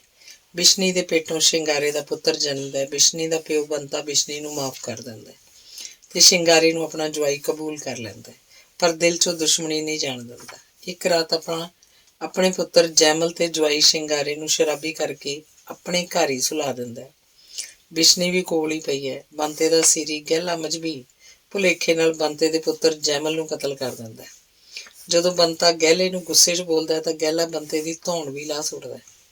ਸ਼ਿੰਗਾਰਾ ਤੇ ਬਿਸ਼ਨੀ ਦੋਹਾਂ ਕਤਲਾਂ ਦੇ ਵਿਚਕਾਰ ਦੁਸ਼ਮਣੀ ਦੀ ਲੀਕ ਤੇ ਬੈਠੇ ਹਨ, ਜਿਸ ਨੂੰ ਉਹਨਾਂ ਮਿਟਣ ਦਾ ਯਤਨ ਕੀਤਾ ਸੀ। 70ਵਿਆਂ ਦੇ ਸ਼ੁਰੂ 'ਚ ਜਦੋਂ ਨਕਸਲੀ ਲਹਿਰ ਦਾ ਜ਼ੋਰ ਸੀ, ਮੈਂ ਵੀ ਇਸ ਲਹਿਰ ਦਾ ਇੱਕ ਮੈਂਬਰ ਸੀ। ਸਾਡੇ ਖਿਆਲ 'ਚ ਕੇਂਦਰੀ ਪੰਜਾਬੀ ਸਭਾ ਤੇ ਜਿਹੜੇ ਸੱਜੇ ਖੱਬੇ ਕਾਬਜ਼ ਹਨ, ਇਹ ਕੁਝ ਨਹੀਂ ਕਰ ਰਹੇ। ਇਸ ਲਈ ਸਭਾ ਦੇ ਸਾਲਾਨਾ ਚੋਣ ਸਮਾਗਮ ਵੇਲੇ ਜੋ ਜਲੰਧਰ ਦੇਸ਼ ਭਗਤ ਹਾਲ 'ਚ ਹੋਇਆ ਸੀ, ਉੱਥੇ ਸਾਡੇ ਗਰੁੱਪ ਨੇ ਕੇਂਦਰੀ ਪੰਜਾਬੀ ਲੇਖਕ ਸਭਾ ਤੇ ਕਬਜ਼ਾ ਕਰ ਲਿਆ। ਸੇਖੋਂ ਹੋਰੀ ਤੇ ਜਸਵੰਤ ਸਿੰਘ ਕਮਲੇ ਸਾਡੇ ਨਾਲ ਖੜੇ ਸੀ। ਕਈ ਲੇਖਕ ਵਾਕਆਊਟ ਕਰ ਗਏ, ਪਰ ਸਹਿਰਾਈ ਸਾਡੇ ਨਾਲ ਸੀ। ਉਹਦਾ ਮਤ ਸੀ ਕਿ ਇਹਨਾਂ ਪੁਰਾਣੇ ਲੇਖਕਾਂ ਨੂੰ ਨਾਲ ਰੱਖਣਾ ਚਾਹੀਦਾ, ਕੰਮ ਭਾਵੇਂ ਨਵਾਂ ਲਹੂ ਹੀ ਚਲਾਵੇ। ਉਹਦੀ ਗੱਲ ਤਾਂ ਠੀਕ ਸੀ, ਪਰ ਪੁਰਾਣੇ ਆਪਣੀ ਜਕੜ ਨਹੀਂ ਸੀ ਛੱਡਣੀ ਚਾਹੁੰਦੇ, ਪਰ ਨਵੇਂ ਜਕੜ ਤੋੜਨੀ ਚਾਹੁੰਦੇ ਸੀ। ਬਹੁ ਗਿਣਤੀ ਨਵਿਆਂ ਦੀ ਸੀ ਜੋ ਖੁੱਲ੍ਹ ਕੇ ਵਿਰੋਧ 'ਚ ਖੜੇ ਸੀ। ਉਹ ਸੱਜੇ ਤੇ ਖੱਬੇ ਦੇ ਕੱਟੜ ਵਿਰੋਧੀ ਸੀ। ਇਸ ਦੁਫਾੜ ਦਾ ਲਾਭ ਇਹ ਹੋਇਆ ਕਿ ਛੱਡ ਕੇ ਗਏ ਸੱਜੇ ਖੱਬੀਆਂ ਨੇ ਦਿਨ ਰਾਤ ਇੱਕ ਕਰਕੇ ਨਵੀਂ ਮੈਂਬਰਸ਼ਿਪ ਕੀਤੀ, ਪਰ ਉਹ ਮੈਂਬਰਸ਼ਿਪ ਕਰਨ ਵੇਲੇ ਇਹ ਭੁੱਲ ਗਏ ਕਿ ਜਿਹਨੂੰ ਉਹ ਮੈਂਬਰ ਬਣਾ ਰਹੇ ਹਨ ਉਹ ਲੇਖਕ ਵੀ ਹੈ ਜਾਂ ਨਹੀਂ। ਅੰਨ੍ਹੇਵਾਹ ਆਪਣੇ ਪਾਰਟੀ ਮੈਂਬਰਾਂ ਨੂੰ ਕੇਂਦਰੀ ਲੇਖਕ ਸਭਾ ਦੇ ਮੈਂਬਰ ਬਣਾ ਲਿਆ, ਜਿਹਦਾ ਨੁਕਸਾਨ ਮਗਰੋਂ ਜਾ ਕੇ ਬਹੁਤ ਹੋਇਆ। ਖੈਰ, ਇਹ ਹੋਰ ਵਿਸ਼ਾ, ਇਹ ਤੇ ਗੱਲ ਹਾਲੀ ਨਹੀਂ ਕਰਨੀ। 1979 'ਚ ਮੈਂ ਆਸਟ੍ਰੇਲੀਆ ਆ ਗਿਆ। 1982 ਜਦੋਂ 3 ਸਾਲ ਬਾਅਦ ਵਾਪਸ ਗਿਆ ਤਾਂ ਜਲੰਧਰ ਪੰਜਾਬੀ ਲੇਖਕ ਸਭਾ ਦੀ ਮੀਟਿੰਗ ਤੇ ਮੈਂ ਸਹਿਰਾਈ ਹੋਰਾਂ ਨੂੰ ਮਿਲਿਆ। ਉਹਨਾਂ ਦੱਸਿਆ ਕਿ ਉਹ ਗੁਰੂ ਸਾਹਿਬਾਨ ਤੇ 10 ਨਾਵਲ ਲਿਖ ਰਹੇ ਹਨ। ਮੈਨੂੰ ਕਹਿਣ ਲੱਗੇ, ਦੇਖ, ਤੇਰੇ ਕੋਲ ਕਲਮ ਵੀ ਹੈ ਤੇ ਆਸਟ੍ਰੇਲੀਆ ਦੀ ਜ਼ਿੰਦਗੀ ਦਾ ਵੱਖਰਾ ਅਨੁਭਵ ਵੀ ਹੈ। ਇੱਥੇ ਕਿਸੇ ਮਾਈ ਹਵੇ ਨੂੰ ਆਸਟ੍ਰੇਲੀਆ ਦੇ ਜੀਵਨ ਬਾਰੇ ਕੁਛ ਨਹੀਂ ਪਤਾ, ਤੂੰ ਉੱਥੇ ਬਾਰੇ ਨਾਵਲ ਲਿਖ। ਮੈਂ ਆਪਣੇ ਡਾਇਰੀ ਨੁਮਾ ਨਾਵਲ ਫੌੜੀਆਂ ਦਾ ਜ਼ਿਕਰ ਕੀਤਾ। ਉਹ ਬਹੁਤ ਖੁਸ਼ ਹੋਇਆ, ਕਹਿਣ ਲੱਗਾ, ਇੱਥੇ ਤਾਂ ਸਰਕਾਰੀ ਹਸਪਤਾਲਾਂ ਦੇ ਡਾਕਟਰ ਤੇ ਨਰਸਾਂ ਮਾਈ ਹਵੇ ਬੰਦੇ ਨੂੰ ਬੰਦਾ ਹੀ ਨਹੀਂ ਸਮਝਦੇ, ਮਰੀਜ਼ ਸਮਝਣਾ ਤਾਂ ਦੂਰ ਦੀ ਗੱਲ ਰਹੀ। ਮੈਨੂੰ ਜਲਦੀ ਵਾਪਸ ਆਸਟ੍ਰੇਲੀਆ ਆਉਣਾ ਪਿਆ ਸੀ, ਇਸ ਲਈ ਦੁਬਾਰਾ ਮਿਲਣੀ ਨਹੀਂ ਹੋ ਸਕੀ। 1987 'ਚ ਜਦੋਂ ਇੰਡੀਆ ਗਿਆ ਤਾਂ ਸਹਿਰਾਈ ਸਾਹਿਬ ਨੂੰ ਉਹਨਾਂ ਦੇ ਘਰ ਮਿਲਿਆ। ਦਫ਼ਤਰ 'ਚ ਬੈਠੇ ਸੀ। ਉੱਠ ਕੇ ਮੈਨੂੰ ਪਿਛਲੇ ਪਾਸੇ ਆਪਣੇ ਲਿਖਣ ਕਮਰੇ 'ਚ ਲੈ ਗਏ। ਗਰਮੀਆਂ ਸੀ, ਠੰਡਾ ਸ਼ਰਬਤ ਪੀਤਾ। ਪਹਿਲਾਂ ਹੀ ਸਵਾਲ ਕੀਤਾ, ਕੀ ਲਿਖਿਆ ਆਸਟ੍ਰੇਲੀਆ ਬਾਰੇ? ਮੈਂ ਕਿਹਾ, ਇੱਕ ਨਾਵਲ ਦਾ ਸੋਚ ਰਿਹਾ। ਕਹਿਣ ਲੱਗੇ, ਫਿਰ ਲਿਖਦਾ ਕਿਉਂ ਨਹੀਂ? ਮੈਂ ਕਹਾਣੀ ਦਾ ਸਾਰ ਦੱਸਿਆ। ਖਾਮੋਸ਼ ਹੋ ਗਏ। ਫਿਰ ਸਿਰ ਉੱਪਰ ਚੁੱਕ ਕੇ ਬੋਲੇ, ਇੱਥੇ ਸਭ ਮਾਈ ਹਵੇ ਸੋਚਦੇ ਹਨ ਕਿ ਬਾਹਰ ਗਏ ਐਸ਼ ਕਰਦੇ ਹਨ। ਐਸ਼? ਇਹ ਬਹੁਤ ਵਧੀਆ ਨਾਵਲ ਬਣੇਗਾ। ਮੈਂ ਕਿਹਾ, ਮੈਂ ਸਮੁੰਦਰੀ ਸਫ਼ਰ ਦੀਆਂ ਦੁਸ਼ਵਾਰੀਆਂ ਬਾਰੇ ਹਾਲੀ ਜਾਣਕਾਰੀ ਇਕੱਠੀ ਕਰ ਰਿਹਾ, ਜੋ ਬਹੁਤ ਜ਼ਰੂਰੀ ਹੈ। ਕਹਿਣ ਲੱਗੇ, ਪੂਰੀ ਜਾਣਕਾਰੀ ਤੋਂ ਬਿਨਾਂ ਕੋਈ ਵੀ ਰਚਨਾ ਅਧੂਰੀ ਹੁੰਦੀ ਹੈ। ਉਹਨਾਂ ਆਪਣੀਆਂ ਪੁਸਤਕਾਂ ਵਿੱਚੋਂ ਆਪਣੇ ਨਾਵਲ ਸ਼ਹਾਦਤ ਦੀ ਕਾਪੀ ਮੈਨੂੰ ਦਿੱਤੀ। ਉਸ ਦਿਨ ਉਹਨਾਂ ਮੈਨੂੰ ਦਿਖਾਇਆ ਕਿ ਆਪਣੀ ਹਰ ਪੁਸਤਕ ਦੀਆਂ ਪਹਿਲੀਆਂ 5 ਕਾਪੀਆਂ ਆਪਣੇ ਇੱਕ ਖਾਸ ਬਕਸੇ 'ਚ ਰੱਖ ਕੇ ਜੰਦਰਾ ਲਾ ਦਿੰਦੇ ਹਨ। ਉਹਨਾਂ ਵਿੱਚੋਂ ਕੋਈ ਵੀ ਕਾਪੀ ਕਿਸੇ ਨੂੰ ਨਹੀਂ ਦਿੰਦੇ। ਮੈਂ ਭਾਵੇਂ ਇਹ ਸਬਕ ਤਾਂ ਸਿੱਖ ਲਿਆ, ਪਰ ਇਸ 'ਤੇ ਆਪ ਅਮਲ ਨਾ ਕਰ ਸਕਿਆ। ਹੁਣ ਵੀ ਮੇਰੀਆਂ ਕਈ ਪੁਸਤਕਾਂ ਦੇ ਪਹਿਲੇ ਐਡੀਸ਼ਨ ਦੀ ਕੋਈ ਵੀ ਕਾਪੀ ਮੇਰੇ ਕੋਲ ਨਹੀਂ। ਡਾਚੀ ਨਾਵਲ ਦੀ ਕਾਪੀ ਵੀ ਮੈਨੂੰ ਉਹਨਾਂ ਨੇ ਦਿੱਤੀ। ਮੈਂ ਉੱਠ ਕੇ ਤੁਰਨ ਲੱਗਾ। ਉਹਨਾਂ ਕਿਹਾ, ਮੈਂ ਗੁਰੂ ਸਾਹਿਬਾਨ ਦੇ 10 ਸਰੂਪਾਂ ਤੇ 10 ਨਾਵਲ ਲਿਖਣ ਦਾ ਕੰਮ ਸ਼ੁਰੂ ਕੀਤਾ ਹੋਇਆ।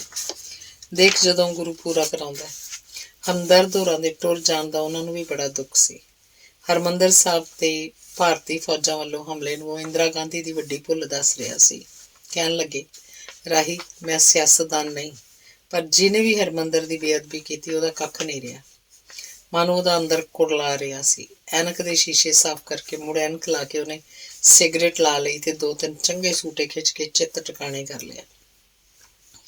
ਉਹਦੇ ਲਿਖਣ ਕਮਰੇ 'ਚ ਕਿਤਾਬਾਂ ਦੀਆਂ ਅਲਮਾਰੀਆਂ ਭਰੀਆਂ ਪਈਆਂ ਸੀ। ਇੱਕ ਨਾਵਲ ਲਿਖਣ ਲਈ ਉਹ ਕਈ ਗ੍ਰੰਥਾਂ ਨੂੰ ਪੜ੍ਹਦਾ ਸੀ। ਫਿਰ ਉਸ ਵਿੱਚੋਂ ਸੁੱਚੇ ਤੇ ਸੱਚੇ ਨਗ ਚੁਣ ਕੇ ਆਪਣੇ ਨਾਵਲ ਦੇ ਗਲ ਦੇ ਗਹਿਣਿਆਂ 'ਚ ਜੜਦਾ ਸੀ।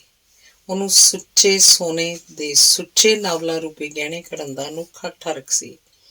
ਉਹ ਕਹਿੰਦਾ, ਮੇਰੇ ਸਿਰ ਮੇਰੇ ਗੁਰੂਆਂ ਦਾ ਕਰਜ਼ ਹੈ, ਮੈਂ ਤਾਂ ਉਹ ਉਤਾਰ ਰਿਹਾ। ਮੈਂ ਕਿਸੇ ਮਾਹੀਆਵੇ ਤੋਂ ਕੁਝ ਨਹੀਂ ਮੰਗਦਾ। ਮੇਰਾ ਗੁਰੂ ਕਰਜ਼ ਉਤਾਰਨ ਦੀ ਮੇਰੇ 'ਚ ਸਮਰੱਥਾ ਪੈਦਾ ਕਰੇਗਾ।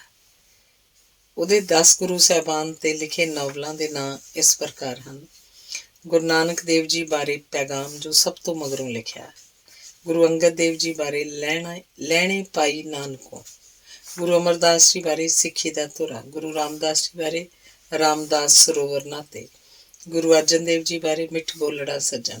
ਗੁਰੂ ਹਰਗੋਬਿੰਦ ਜੀ ਬਾਰੇ ਮੇਰੀ ਪੀਰੀ। ਗੁਰੂ ਹਰ ਰਾਏ ਜੀ ਬਾਰੇ ਸਤਲੁਜ ਅਜੇ ਜੇਰਾ ਕਰ। ਗੁਰੂ ਹਰਕ੍ਰਿਸ਼ਨ ਜੀ ਬਾਰੇ ਅੱਧੀ ਘੜੀ। ਗੁਰੂ ਤੇਗ ਬਹਾਦਰ ਜੀ ਬਾਰੇ ਸ਼ਹਾਦਤ ਤੇ ਗੁਰੂ ਗੋਬਿੰਦ ਸਿੰਘ ਜੀ ਬਾਰੇ ਦੇਗ ਤੇਗ ਫਤਿਹ।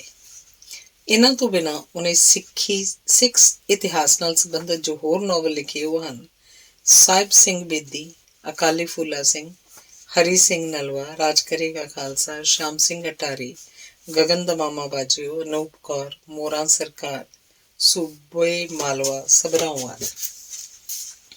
ਸਮਾਜਿਕ ਨਾਵਲਾਂ ਵਿੱਚ ਵੀ ਉਹਨੇ ਕਸਰ ਨਹੀਂ ਛੱਡੀ, ਜਿਵੇਂ ਡਾਚੀ, ਲੋਹਗੜ੍ਹ, ਸਫੈਦਪੋਸ਼, ਪੱਥਕ, ਗਲੀ ਮਹੱਲੇ ਦੇ ਲੋਕ, ਤ੍ਰਿਸ਼ੰਕੂ, 33ਵਾਂ ਦੰਦ, ਹਰੀਆਂ ਰਾਗਲੇ ਤੇ ਜਰ, ਜੋਰੂ, ਜ਼ਮੀਨ ਆਦਿ। ਪਰ ਸਭ ਤੋਂ ਵੱਧ ਕੰਮ ਉਹਦਾ ਸਿੱਖ ਇਤਿਹਾਸ ਦੇ ਖੋਜ ਭਰਪੂਰ ਨਾਵਲ ਲਿਖਣ ਦਾ ਹੈ। ਸ਼ਾਇਦ ਇਸੇ ਕਰਕੇ ਉਹਨੇ ਮਗਰੋਂ ਜਾ ਕੇ ਆਪਣੇ ਘਰ ਦਾ ਚਿੱਠੀ ਪੱਤਰ ਲਈ ਪਤਾ ਸਿੱਖ ਇਤਿਹਾਸ ਕੇਂਦਰ 79 ਬਸਤੀ 9 ਜਲੰਧਰ ਆਪਣੇ ਨਾਵਲਾਂ ਤੇ ਛਾਪਿਆ ਸੀ। 1999 ਮਾਰਚ 'ਚ ਮੈਂ ਭਾਰਤ ਆਇਆ ਤਾਂ ਆਪਣੇ ਨਵੇਂ ਛਪੇ ਨਾਵਲ ਤੁਕ ਦੀ ਧੂਣੀ ਤੇ ਸਵੈ ਜੀਵਨੀ ਅੱਧੀ ਸਦੀ ਦਾ ਸਫ਼ਰ ਦੀਆਂ ਕਾਪੀਆਂ ਉਹਨੂੰ ਭੇਂਟ ਕੀਤੀਆਂ। ਫੌੜੀਆਂ ਨਾਵਲ ਉਹਨੇ ਪੜ੍ਹ ਲਿਆ ਸੀ, ਜਿਹਦੀ ਉਹਨੇ ਬੜੀ ਤਾਰੀਫ ਕੀਤੀ ਤੇ ਮੈਨੂੰ ਉਹਦੇ ਜੋ ਨਾਵਲ ਉਸ ਕੋਲ ਸਨ ਪੜ੍ਹਨ ਨੂੰ ਦਿੱਤੇ। ਮੈਂ 1990 'ਚ ਯੂਰਪ ਦਾ ਸਫ਼ਰ ਕਰਕੇ ਮੁੜਿਆ ਤੇ ਉਹਨਾਂ ਨੂੰ ਮਿਲਿਆ। ਮੈਂ ਉੱਥੇ ਦੇ ਹੋ ਚੁੱਕੇ ਲੇਖਕਾਂ ਕਲਾਕਾਰਾਂ ਦੇ ਘਰਾਂ ਤੇ ਵਸਤਾਂ ਦੀ ਸੰਭਾਲ ਬਾਰੇ ਸਹਿਰਾਈ ਜੀ ਨੂੰ ਦੱਸਿਆ। ਉਹ ਥੋੜ੍ਹੇ ਉਦਾਸ ਹੋ ਗਏ, ਕਹਿਣ ਲੱਗੇ, ਉਹ ਕੌਮਾਂ ਆਪਣੇ ਵਿਰਸੇ ਨੂੰ ਸਾਂਭਣ ਲਈ ਬਹੁਤ ਹਿੰਮਤੀ ਹਨ। ਉੱਥੇ ਸਾਹਿਤਕਾਰ ਜਿਉਂਦੇ ਜੀ ਭੁੱਖਾ ਨਹੀਂ ਮਰਦਾ ਤੇ ਮਰ ਕੇ ਕੌਮ ਦਾ ਸਰਮਾਇਆ ਬਣ ਜਾਂਦਾ ਹੈ। ਇੱਥੇ ਤਾਂ ਸਾਹਿਤਕਾਰ ਸਮੇਂ ਦੇ ਹਾਕਮਾਂ ਦੇ ਤੇ ਭੁੱਖ ਦੇ ਸਤਾਏ ਖੂਹਾਂ 'ਚ ਡੁੱਬ ਮਰਦੇ ਹਨ ਤੇ ਮਰਨ ਬਾਅਦ ਇੱਕ ਸ਼ਰਧਾਂਜਲੀ ਸਮਾਰੋਹ ਕਰਕੇ ਉਹਨੇ ਸਿਵੇ ਦੀ ਸੁਆ ਉੱਥੇ ਹੀ ਉਹਦੀ ਯਾਦਾਂ ਸਣੇ ਉਡਾ ਦਿੰਦੇ ਹਨ। ਮੈਂ ਕਿਹਾ, ਸਹਿਰਾਈ ਸਾਹਿਬ, ਮੈਂ ਯਤਨ ਕਰਨ ਲੱਗਾ ਕਿ ਕੋਈ ਐਸੀ ਥਾਂ ਬਣਾਈ ਜਾਏ ਜਿੱਥੇ ਹੋ ਚੁੱਕੇ ਸਾਹਿਤਕਾਰਾਂ ਤੇ ਕਲਾਕਾਰਾਂ ਦੀਆਂ ਨਿਸ਼ਾਨੀਆਂ ਸਾਂਭੀਆਂ ਜਾ ਸਕਣ। ਸੁਣ ਕੇ ਉਹ ਬੜੀ ਖੁਸ਼ ਹੋਈ, ਮੈਨੂੰ ਥਾਪੀ ਦਿੱਤੀ। ਮੈਂ ਲੱਕ ਬੰਨ੍ਹ ਕੇ ਇਸ ਪਾਸੇ ਜੁਟ ਗਿਆ। ਜਿੱਥੇ ਵੀ ਗੱਲ ਕਰਦੇ ਬੜੀ ਹੱਲਾਸ਼ੇਰੀ ਮਿਲਦੀ। ਜਦੋਂ ਪੜਤਾਲ ਕਰਨ ਲੱਗਾ ਤਾਂ ਤੁਰਦੇ ਨੂੰ ਮਹਿਸੂਸ ਹੋਣ ਲੱਗ ਪਿਆ ਕਿ ਮੈਂ ਤਾਂ ਕਿਸੇ ਹਨੇਰੀ ਗੁਫਾ ਵੱਲ ਜਾ ਰਿਹਾ ਜਿਹਦਾ ਕੋਈ ਸਿਰਾ ਹੀ ਨਹੀਂ। ਹਫ਼ਤਾ ਦਿੱਲੀ ਹੋਮ ਮਿਨਿਸਟਰੀ ਦੇ ਦਫ਼ਤਰ ਦੀ ਖਾਕ ਛਾਣ ਕੇ ਬੜੇ ਬੇਆਬਰੂ ਹੋ ਕਰ ਘਰ ਆ ਗਿਆ। ਸਹਿਰਾਈ ਜੀ ਨੇ ਮੇਰਾ ਨਾਵਲ ਪੜ੍ਹ ਲਿਆ ਸੀ। ਕਹਿਣ ਲੱਗੇ, ਤੇਰੇ ਕੋਲ ਬਹੁਤ ਸਾਰਾ ਅਨੁਭਵ ਵੀ ਹੈ ਤੇ ਕਲਮ ਵੀ, ਤੂੰ ਹੋਰ ਲਿਖ। ਇੱਕ ਵੱਡਾ ਯਾਦਗਾਰੀ ਨਾਵਲ ਲਿਖ ਆਸਟ੍ਰੇਲੀਆ ਬਾਰੇ। ਮੈਂ ਹਾਂ ਕਹਿ ਦਿੱਤੀ। ਖਾਕਾ ਉਲੀਕਣਾ ਵੀ ਸ਼ੁਰੂ ਕਰਤਾ, ਪਰ ਲਿਖ ਹਾਲੀ ਤੱਕ ਨਹੀਂ ਸਕਿਆ। ਕਈ ਵਾਰ ਸ਼ੁਰੂ ਕੀਤਾ ਵੀ ਹੈ, ਹਰ ਵਾਰ ਕੋਈ ਨਾ ਕੋਈ ਵਿਘਨ ਪੈ ਜਾਂਦਾ ਰਿਹਾ। ਉਹਨਾਂ ਮੈਨੂੰ ਆਪਣਾ ਨਾਵਲ ਅੱਧੀ ਘੜੀ, ਜੋ ਗੁਰੂ ਹਰਕ੍ਰਿਸ਼ਨ ਜੀ ਬਾਰੇ ਹੈ, ਦਿੱਤਾ। ਮੈਂ ਪੜ੍ਹਿਆ ਤਾਂ ਦੰਗ ਰਹਿ ਗਿਆ ਕਿ ਅੱਧੀ ਘੜੀ ਦੀ ਜਿਸ ਤਰ੍ਹਾਂ ਵਿਆਖਿਆ ਕੀਤੀ ਹੈ, ਉਹ ਅੱਧੀ ਘੜੀ ਔਰੰਗਜ਼ੇਬ ਦੇ ਜੀਵਨ ਦੀ ਅਭੁੱਲ ਯਾਦ ਬਣ ਜਾਂਦੀ ਹੈ। ਕਮਾਲ ਦਾ ਨਾਵਲ ਹੈ। ਸਫ਼ੇ ਕੁੱਲ 63 ਹੀ ਹਨ, ਪਰ ਕਮਾਲ ਹੈ। ਆਤਮ ਹਮਰਾਹੀ ਨੇ ਆਪਣੀ ਪੁਸਤਕ ਬਾਵਨੀ 'ਚ ਉਹਨੂੰ ਹਰਿਮੰਦਰ ਸਾਹਿਬ ਦਾ ਆਸ਼ਿਕ ਕਿਹਾ, ਪਰ ਮੈਂ ਤਾਂ ਸਮਝਦਾ ਕਿ ਉਹ ਤਾਂ ਸਿੱਖੀ ਦਾ ਆਸ਼ਿਕ ਸੀ। ਇੱਕ ਵਾਰ ਕਿਸੇ ਸਿੱਖ ਕੱਟੜਪੰਥੀ ਨੇ ਕਹਿ ਦਿੱਤਾ ਕਿ ਪੰਜਾਬੀ ਸਾਹਿਤ ਤਾਂ ਸਿਰਫ ਸਿੱਖਾਂ ਨੇ ਲਿਖਿਆ। ਮੈਂ ਉਸ ਵਕਤ ਹੀਰਾ ਸਿੰਘ ਦਰਦ ਹੋਰਾਂ ਕੋਲ ਫੁਲਵਾੜੀ ਕਾਲਜ 'ਚ ਹੁੰਦਾ ਸੀ। ਦਰਦ ਹੋਰਾਂ ਇੱਕ ਪੈਂਫਲੇਟ ਲਿਖਿਆ ਜਿਸ ਵਿੱਚ ਇਹ ਗੱਲ ਸਾਬਤ ਕੀਤੀ ਸੀ ਕਿ ਜੇਕਰ ਹਿੰਦੂ ਜਾਂ ਮੁਸਲਮਾਨ ਸਾਹਿਤਕਾਰ ਨਾ ਹੁੰਦੇ ਤਾਂ ਪੰਜਾਬੀ ਸਾਹਿਤ ਅਪਾਹਜ ਹੋਣਾ ਸੀ। ਸੋ ਕਿਸੇ ਸਾਹਿਤ ਨੂੰ ਕਿਸੇ ਇੱਕ ਧਰਮ ਨਾਲ ਜੋੜਨਾ ਠੀਕ ਨਹੀਂ। ਸਾਹਿਤਕਾਰ ਦਾ ਕੋਈ ਧਰਮ ਨਹੀਂ ਹੁੰਦਾ, ਉਹਦਾ ਧਰਮ ਤੇ ਉਹਦਾ ਸਾਹਿਤ ਤੇ ਮਾਂ ਬੋਲੀ ਹੁੰਦੀ ਹੈ। ਖੈਰ, ਗੱਲ ਹੋਰ ਪਾਸੇ ਨਿਕਲ ਚੱਲੀ ਸੀ। ਮੈਂ ਜਦੋਂ 2000 'ਚ ਉਹਨਾਂ ਨੂੰ ਮਿਲਿਆ ਤਾਂ ਉਹ ਕੁਝ ਢਿੱਲੇ ਤੇ ਉਦਾਸ ਸਨ। ਉਹਨਾਂ ਮੈਨੂੰ ਗਗਨ ਦਾ ਮਾਮਾ ਬਾਜੇਓ ਤੇ ਬਾਬਾ ਸਾਹਿਬ ਸਿੰਘ ਬੇਦੀ 2 ਨਾਵਲ ਦਿੱਤੇ। ਮੈਂ ਮੱਥੇ ਨੂੰ ਲਾ ਕੇ ਬੈਗ 'ਚ ਪਾ ਲਏ। ਸਿਆਲ ਸੀ, ਜਨਵਰੀ ਦਾ ਮਹੀਨਾ। ਕੋਠੇ ਤੇ ਧੁੱਪੇ ਬੈਠੇ ਸੀ, ਚਾਹ ਤੇ ਪਿੰਨੀਆਂ ਆ ਗਈਆਂ। ਬਹੁਤ ਦੇਰ ਆਪਣੀ ਸਰੀਰਕ ਕਮਜ਼ੋਰੀ ਦਾ ਜ਼ਿਕਰ ਕਰਦੇ ਰਹੇ। ਡਿੱਗ ਪਏ ਸੀ, ਸੱਟ ਵੀ ਲੱਗੀ ਸੀ। ਮੈਂ ਜਾਣ ਦੀ ਆਗਿਆ ਮੰਗੀ। ਕਹਿਣ ਲੱਗੇ, ਉਹ ਬਹਿ ਜਾ, ਚਲੇ ਹੀ ਜਾਣਾ ਹੈ। ਖਬਰੇ ਜਦੋਂ ਤੂੰ ਅਗਲੀ ਵਾਰ ਆਵੇਂ ਆਪਾਂ ਨਾ ਹੀ ਹੋਈਏ। ਉਹਨਾਂ ਦੇ ਸ਼ਬਦ ਮੇਰੇ ਦਿਲ ਨੂੰ ਧੂਹ ਪਾ ਗਏ। ਮੈਂ ਫਿਰ ਬੈਠ ਗਿਆ।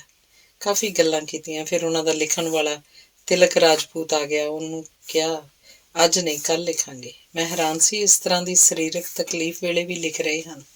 ਪਰ ਖੁਸ਼ੀ ਸੀ ਕਿ ਇਸ ਤਰ੍ਹਾਂ ਦਾ ਸਿਦਕੀ ਸਿਰੜੀ ਮਨੁੱਖ ਥੋੜ੍ਹੇ ਕਿਤੇ ਹਾਰ ਨਹੀਂ ਮੰਨਦਾ। ਉਹਦੇ ਜਿਉਂਦੇ ਜੀ ਕਈ ਵਿਦਵਾਨਾਂ ਨੇ ਜੋ ਉਹਦੇ ਉਸ ਬਾਰੇ ਆਪਣੇ ਵਿਚਾਰ ਪ੍ਰਗਟ ਕੀਤੇ, ਉਹ ਇਸ ਪ੍ਰਕਾਰ ਹਨ।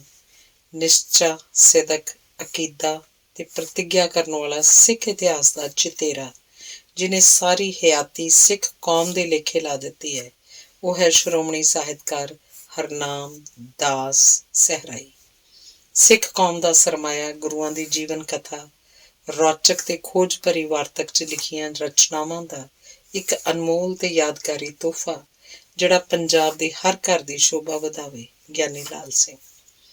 ਹਰਨਾਮ ਦਾਸ ਸਹਿਰਾਈ ਗੁਰੂ ਘਰ ਦਾ ਜਸ ਗਾਇਨ ਕਰਨ ਵਾਲਾ ਨਾਵਲਕਾਰ ਹੈ, ਜਿਹਦਾ ਨਾਂ ਹਿੰਦੁਸਤਾਨੀ ਫਿਕਸ਼ਨ ਸਰੇ ਫਹਿਰਿਸਤ ਹੈ ਤੇ ਜਿਹਦੇ ਨਾਵਲਾਂ ਵਿੱਚੋਂ ਕਵਿਤਾ ਤੇ ਵਾਰਤਕ, ਤਾਰੀਖ ਤੇ ਤਹਿਜ਼ੀਬ ਦਾ ਸੁੰਦਰ ਮਿਸ਼ਰਣ ਮਿਲਦਾ ਹੈ। Doctor Bashir Badr, Meerut university. ਹਰਨਾਮ ਦਾਸ ਸਹਿਰਾਈ ਉਸ ਹਰਨਾਮ ਦਾ ਦਾਸ ਹੈ ਜਿਹਦਾ ਹੋਕਾ ਨਾਨਕ ਨਿਰੰਕਾਰੀ ਨੇ ਦਿੱਤਾ ਸੀ, ਜਿਹਦੇ ਪ੍ਰਸਾਰ ਤੇ ਪਸਾਰ ਦਾ ਬਚਨ ਨਾਨਕ ਦੀਵਾਨੇ ਨੇ ਨਿਰੰਕਾਰ ਦੇ ਹਜ਼ੂਰ ਵੇਈ ਨਦੀ 'ਚ ਲੀਨ ਹੋਣ ਉਪਰੰਤ ਦਿੱਤਾ ਸੀ। ਉਸੇ ਹਰਨਾਮ ਦੀ ਮੂਰਤ ਸਨ 10 ਗੁਰੂ ਸਾਹਿਬਾਨ ਤੇ ਹਰਨਾਮ ਦਾਸ ਸਹਿਰਾਈ ਉਹਨਾਂ ਹਰ ਰੂਪ 10 ਗੁਰੂਆਂ ਦਾ ਸੱਚਾ ਦਾਸਨ-ਦਾਸ ਹੈ, ਜਿਹਦੇ ਹਿਰਦੇ 'ਚ ਗੁਰੂ ਘਰ ਲਈ ਸ਼ਰਧਾ, ਅਕੀਦਤ, ਪਿਆਰ ਤੇ ਹੁਲਾਸ ਹੈ। ਉਹ ਗੁਰੂ ਇਤਿਹਾਸ ਦੇ ਵਿਸ਼ਾਲ ਲਹਿਰਾਂ ਦਾ ਪਾਂਧੀ ਹੈ, ਜਿਹਨੂੰ ਪਾਰ ਕਰਦਿਆਂ ਸੰਸਾਰੀ ਪ੍ਰੇਮੀ ਭਾਵੇਂ ਰਾਹ ਵਿੱਚ ਹੀ ਜਿੰਦ ਜਾਨ ਤਿਆਗ ਗਏ, ਪਰ ਇਸ ਦਸ਼ਤ ਨੁਵਰਦ ਥਲ ਦੇ ਪਾਂਧੀ ਨੇ ਇਸ ਤਪਦੇ ਥਲ ਨੂੰ ਪਾਰ ਕਰਨ ਦਾ ਨਿਸ਼ਚਾ ਕਰ ਲਿਆ। ਡਾਕਟਰ ਜੀਤ ਸਿੰਘ ਸੀਤਲ। ਸਤਲੁਜ ਅਜੇ ਜੇਰਾ ਕਰ, ਕਲਮ ਬੋਲਦੀ ਏ। ਨਾਵਲ ਦੇ ਸ਼ੁਰੂ 'ਚ ਸਹਿਰਾਈ ਹੋਰਾਂ ਲਿਖਿਆ ਹੈ, ਕਲਮ ਨੂੰ ਕੰਬਣੀ ਆ ਜਾਂਦੀ ਹੈ, ਪਸੀਨੇ ਛੁੱਟ ਜਾਂਦੇ ਨੇ, ਰੂਹ ਕੰਬ ਜਾਂਦੀ ਹੈ, ਦਿਲ ਡੋਲ ਜਾਂਦਾ ਜਦੋਂ ਮਨ ਕਰਦਾ ਗੁਰੂ ਘਰ ਤੇ ਕਲਮ ਚੁੱਕਾਂ। ਮੇਰਾ ਅਕੀਦਾ ਹੈ ਕਿ ਮੈਂ ਆਪਣੀ ਹਯਾਤੀ 'ਚ ਗੁਰੂ ਘਰ ਦੇ 10 ਰੂਪ ਲਿਖ ਕੇ ਮਰਾਂਗਾ। ਮੇਰੇ ਪਾਠਕ ਹੀ ਮੇਰੇ ਗੁਰੂ ਹਨ, ਮੇਰੇ ਪਾਠਕ ਹੀ ਮੇਰੇ ਭਗਵਾਨ ਹਨ, ਮੇਰੇ ਪਾਠਕ ਮੈਨੂੰ ਸੂਝ ਬਖਸ਼ਦੇ ਹਨ। ਮੈਂ ਉਸ ਇੰਤਜ਼ਾਰ 'ਚ ਹਾਂ ਕਿ ਕਦ ਸਰਬਲੋਹ ਦੇ ਬਾਟੇ 'ਚ 10 ਗੁਰੂਆਂ ਦਾ ਇਤਿਹਾਸ ਲਿਖ ਕੇ ਸ੍ਰੀ ਹਰਿਮੰਦਰ ਸਾਹਿਬ ਦੀ ਸਰਦਲ ਤੇ ਲੈ ਜਾ ਕੇ ਹਾਜ਼ਰ ਹੋਵਾਂਗਾ। ਕੀ ਉਹ ਦਿਨ ਵੇਖਾਂਗਾ? ਚਲੋ, ਮੈਂ ਨਾ ਸਹੀ, ਤੁਸੀਂ ਵੇਖਣਾ। ਉਹਨੇ ਵੀ ਵੇਖ ਲਿਆ, ਅਸੀਂ ਵੀ ਵੇਖ ਰਹੇ ਹਾਂ ਤੇ ਆਉਣ ਵਾਲੀਆਂ ਪੁਸ਼ਤਾਂ ਵੀ ਵੇਖਣਗੀਆਂ। ਉਸ ਲਿਖਿਆ ਸੀ, ਪ੍ਰਿੰਸੀਪਲ ਸਤਬੀਰ ਸਿੰਘ ਨੇ ਸਿਰਫ ਇਤਿਹਾਸ ਹੀ ਲਿਖਿਆ, ਮੈਂ ਇਤਿਹਾਸ ਵਿੱਚ ਉਹਦੀ ਆਤਮਾ ਲੱਭੀ ਏ। ਮਾਲੀ ਦਾ ਹੱਕਦਾਰ ਸਤਬੀਰ ਸਿੰਘ ਹੀ ਏ। ਮੈਨੂੰ ਅਜੇ ਅਖਾੜੇ 'ਚ ਹੀ ਰਹਿਣ ਦਿਓ, ਅਜੇ ਉਹ ਦਿਨ ਬਹੁਤ ਦੂਰ ਹਨ। ਉਹ ਦਿਨ ਤਾਂ ਆ ਗਿਆ ਜਦੋਂ ਸਿੱਖ ਗੁਰੂ ਸਾਹਿਬਾਨ ਤੇ ਸਿੱਖ ਸੂਰਮਿਆਂ ਨੂੰ ਇਤਿਹਾਸਕ ਨਾਵਲਾਂ ਦੇ ਗਹਿਣੇ ਪੁਆ ਕੇ ਸ਼ਿੰਗਾਰ ਕੇ ਇਹ ਸਿੱਖ ਸਾਹਿਤ ਦਾ ਰੁਸਤਮ ਸਾਥੋਂ ਸਦੀ ਵੀ ਅਲਵਿਦਾ ਲੈ ਗਿਆ। ਮੇਰੇ ਪਾਸ ਉਹਨਾਂ ਦੇ ਦਸਤਖਤਾਂ ਵਾਲੀਆਂ ਪੁਸਤਕਾਂ ਪਈਆਂ ਹਨ, ਜਿਨ੍ਹਾਂ ਤੇ ਉਸ ਲਿਖਿਆ ਹੈ, ਅਜੀਤ ਰਾਹੀ ਲਈ ਹਰਨਾਮ ਦਾਸ ਸਹਿਰਾਈ 22/1/2000। ਮੇਰੀ ਤੇ ਉਹਨਾਂ ਦੀ ਆਖਰੀ ਮਿਲਣੀ ਵਾਲੀ ਮਿਤੀ ਤੇ ਆ ਕੇ ਸਮਾਂ ਠਹਿਰ ਗਿਆ ਤੇ ਫਿਰ ਉਦਾਸ ਕਦਮਾਂ ਨਾਲ ਤੁਰ ਪਿਆ। ਧੰਨਵਾਦ। ਅਗਲਾ ਲੇਖ ਹੈ ਬੇਦਾਗ ਦਾਮਨ ਵਾਲਾ ਉਸਤਾਦ ਦਾਮਨ। ਉਸਤਾਦ ਦਾਮਨ ਜੀ ਦਾ ਨਾਮ ਮੈਂ ਉਦੋਂ ਦਾ ਸੁਣਿਆ ਸੀ ਜਦੋਂ ਤੂੰ ਮੈਨੂੰ ਨਾਂ ਸੁਣਨ ਦੀ ਮਾੜੀ ਮਾੜੀ ਸੋਝੀ ਹੋਈ ਸੀ। ਇਹਨਾਂ ਦੇ ਨਾਂ ਨਾਲ ਕਈ ਕਹਾਣੀਆਂ ਵੀ ਸੁਣੀਆਂ। ਇੱਕ ਕਹਾਣੀ ਐਸੀ ਸੁਣੀ ਕਿ ਜ਼ਹਿਨ 'ਚ ਸਿੱਕੇ ਵਾਂਗ ਬੈਠ ਗਈ, ਜਿਵੇਂ ਮੈਂ ਬਚਪਨ 'ਚ ਕੌਡਾਂ ਖੇਡਣ ਵੇਲੇ ਇੱਕ ਕੌਡੀ 'ਚ ਪਿਘਲਾ ਕੇ ਸਿੱਕਾ ਭਰ ਲੈਂਦਾ ਸੀ। ਜੋ ਕੌਡੀ ਦੇ ਟੁੱਟਣ ਮਗਰੋਂ ਵੀ ਕੌਡੀ ਦੀ ਸ਼ਕਲ ਦਾ ਹੀ ਰਹਿੰਦਾ ਸੀ। ਅੱਛਾ, ਮੈਂ ਉਸ ਕਹਾਣੀ ਦੀ ਗੱਲ ਕਰਨ ਲੱਗਾ ਸੀ। ਇੱਕ ਵਾਰ 1947 ਤੋਂ ਬਾਅਦ ਦਾਮਨ ਜੀ ਭਾਰਤ ਕਵੀ ਦਰਬਾਰ ਪੜ੍ਹਨ ਆਏ। ਕਵਿਤਾ ਪੜ੍ਹੀ ਵੀ ਜਾਣ, ਰੋਈ ਵੀ ਜਾਣ, ਸਰੋਤੇ ਵੀ ਰੋਈ ਜਾਣ। ਅਖੇ ਆਪਣੀਆਂ ਅੱਖਾਂ ਦੀ ਲਾਲੀ ਦੱਸਦੀ ਹੈ ਕਿ ਵਿਛੜ ਕੇ ਅਸੀਂ ਵੀ ਰੋਏ ਹਾਂ ਤੇ ਤੁਸੀਂ ਵੀ ਰੋਏ ਹੋ। ਉਸ ਵੇਲੇ ਦੇ ਪ੍ਰਧਾਨ ਮੰਤਰੀ ਪੰਡਿਤ ਜਵਾਹਰ ਲਾਲ ਨਹਿਰੂ ਵੀ ਰੋਣ ਵਾਲਿਆਂ 'ਚ ਸਨ। ਉੱਠ ਕੇ ਉਸਤਾਦ ਜੀ ਨੂੰ ਕਲਾਵੇ 'ਚ ਲੈ ਲਿਆ। ਕਹਿਣ ਲੱਗੇ, ਦਾਮਨ ਇੱਧਰ ਰਹਿ ਪਓ, ਜੋ ਕਹੇਂਗਾ ਤੇਰੀ ਖਾਤਰ ਕਰਾਂਗੇ। ਪਰ ਉਸਤਾਦ ਜੀ ਨੂੰ ਲਾਹੌਰ ਨਾਲ ਖਾਸ ਹੀ ਲਗਾਵ ਸੀ। ਕਹਿਣ ਲੱਗੇ, ਪੰਡਤ ਜੀ ਰਹਾਂਗਾ ਤਾਂ ਲਾਹੌਰ ਵਿੱਚ ਹੀ, ਭਾਵੇਂ ਜੇਲ੍ਹ 'ਚ ਹੀ ਰਹਾਂ। ਉਹੀ ਗੱਲ ਹੋਈ। ਮੁੜ ਕੇ ਜਾਂਦਿਆਂ ਹੀ ਅਗਲਿਆਂ ਜੇਲ੍ਹ 'ਚ ਡੱਕ ਦਿੱਤਾ। ਆਖੇ ਦੁਸ਼ਮਣ ਮੁਲਕ ਤੈਨੂੰ ਸੱਦੇ ਦਿੰਦਾ ਹੈ ਤੇ ਪਾਸਪੋਰਟ ਜ਼ਬਤ ਕਰ ਲਿਆ, ਜੋ ਅੰਤ ਤੱਕ ਜ਼ਬਤ ਹੀ ਰਿਹਾ। ਦੋਸਤੋ, ਉਸਤਾਦ ਦਾਮਨ ਅਸਲ 'ਚ ਪੰਜਾਬ ਦੀ ਸੱਚੀ ਸੁੱਚੀ ਅਣਖ ਦਾ ਪ੍ਰਤੀਕ ਸੀ, ਜਿਹਦੀ ਕਵਿਤਾ ਉਨੀ ਸੱਚੀ ਸੀ ਜਿੰਨੀ ਸੂਰਜ ਦੀ ਲੋ। ਉਹ ਸਾਰੀ ਉਮਰ ਵਿਕੀ ਨਹੀਂ। ਉਹਦੇ ਪੈਰਾਂ 'ਚ ਵਜ਼ੀਰੀਆਂ ਤੇ ਅਮੀਰੀਆਂ ਵਿਕ ਗਈਆਂ। ਉਹਦੇ ਦਰ ਤੇ ਮੁਸੀਬਤਾਂ ਧਮਾਲਾਂ ਪਾਉਂਦੀਆਂ ਰਹੀਆਂ। ਉਹ ਰੋਇਆ ਨਹੀਂ, ਮੁਸੀਬਤਾਂ ਨਾਲ ਉੱਠ ਕੇ ਧਮਾਲ ਪਾਉਣ ਲੱਗ ਪਿਆ। ਪਾਕਿਸਤਾਨੀ ਲੇਖਕ ਫਰਜੰਦ ਅਲੀ ਨੇ ਆਪਣੇ ਨਾਵਲ ਭੁੱਬੜ ਵਿੱਚ ਉਸਤਾਦ ਜੀ ਦੇ ਜੀਵਨ ਨਾਲ ਸੰਬੰਧਿਤ ਕਈ ਕਿੱਸੇ ਲਿਖੇ ਹਨ ਜੋ ਸੱਚੇ ਤੇ ਸੁੱਚੇ ਹਨ। ਮੈਂ ਵੀ ਆਪਣੀ ਪਾਕਿਸਤਾਨੀ ਫੇਰੀ ਵੇਲੇ ਉਸਤਾਦ ਜੀ ਦੇ ਹੁਜਰੇ ਵਿੱਚ ਹਾਜ਼ਰੀ ਲਵਾਈ ਸੀ। ਉਹਨਾਂ ਦੀ ਕਬਰ ਤੇ ਸਜਦਾ ਵੀ ਕੀਤਾ ਸੀ। ਮੇਰਾ ਇਹ ਲੇਖ ਉਸ ਮਹਾਨ ਕਵੀ ਤੇ ਦਰਵੇਸ਼ ਇਨਸਾਨ ਲਈ ਸ਼ਰਧਾ ਦੇ ਕੁਝ ਫੁੱਲਾਂ ਵਾਂਗ ਹੀ ਸਮਝਣਾ। ਉਸਤਾਦ ਦਾਮਨ ਜੀ ਦਾ ਜਨਮ ਫਰਵਰੀ 1911 ਨੂੰ ਚੌਕ ਮੱਤੀ ਅੰਦਰੂਨੀ ਲਾਹੌਰੀ ਗੇਟ ਹੋਇਆ। ਆਪ ਦੀ ਮਾਂ ਧੋਬਣ ਸੀ ਤੇ ਪਿਤਾ ਦਰਜੀ। ਉਹਨਾਂ ਦਾ ਬਚਪਨ ਦਾ ਨਾਂ ਚਿਰਾਗ ਸੀ। ਜੇਕਰ ਮੱਧ ਵਰਗ ਦੇ ਹੁੰਦੇ ਤਾਂ ਚਿਰਾਗ ਦੀਨ ਹੋਣਾ ਸੀ ਤੇ ਜੇਕਰ ਅਮੀਰ ਹੁੰਦੇ ਤਾਂ ਚੌਧਰੀ ਚਿਰਾਗ ਦੀਨ ਬਣ ਜਾਣਾ ਸੀ। ਪਰ ਹੋ ਸਕਦਾ ਹੈ ਉਹ ਫਿਰ ਦਾਮਨ ਨਾ ਬਣ ਸਕਦੇ। ਇਸ ਮਾਂ ਦੇ ਚੰਨ ਚਿਰਾਗ ਨੂੰ ਬਚਪਨ ਤੋਂ ਹੀ ਕਵਿਤਾ ਜੋੜਨ ਦੀ ਬਿਮਾਰੀ ਲੱਗ ਗਈ ਸੀ, ਜਿਹਨੇ ਉਹਨਾਂ ਨੂੰ ਕਈ ਵਾਰ ਮੌਤ ਦੇ ਮੂੰਹ ਤੱਕ ਪਹੁੰਚਾਇਆ। ਉਸਤਾਦ ਜੀ ਨੇ ਫਰਜੰਦ ਅਲੀ ਨੂੰ ਦੱਸਿਆ ਕਿ ਮੈਂ ਬਚਪਨ 'ਚ ਹਰ ਛੋਟੀ ਤੋਂ ਛੋਟੀ ਗੱਲ ਨੂੰ ਵੀ ਕਵਿਤਾ 'ਚ ਜੋੜ ਕੇ ਕਰਦਾ ਸੀ। ਜੇਕਰ ਘਰਦਿਆਂ ਸਬਜ਼ੀ ਲੈਣ ਘੱਲਿਆ ਤਾਂ ਮੈਂ ਕਵਿਤਾ ਜੋੜ ਲੈਣੀ। ਲੈ ਆਂਦੀ ਸਬਜ਼ੀ ਮੈਂ ਭੱਜ ਕੇ, ਸਾਰੇ ਖਾਓ ਰੱਜ ਕੇ, ਬਾਕੀ ਰੱਖੋ ਕੱਜ ਕੇ। ਉਸਤਾਦ ਜੀ ਬਾਗਬਾਨਪੁਰੇ ਰਹਿੰਦੇ ਸਨ। ਇੱਕ ਵਾਰੀ ਕਮੇਟੀ ਦੀ ਚੋਣ ਸੀ। ਚੌਧਰੀਆਂ ਦੇ ਮੁਕਾਬਲੇ ਘੁਮਾਰ ਖੜਾ ਹੋ ਗਿਆ ਤੇ ਉਸਤਾਦ ਹੋਰੀ ਵੀ ਘੁਮਾਰ ਦੀ ਮਦਦ 'ਚ ਖੜੇ ਹੋ ਗਏ ਤੇ ਕਵਿਤਾ ਜੋੜ ਮਾਰੀ।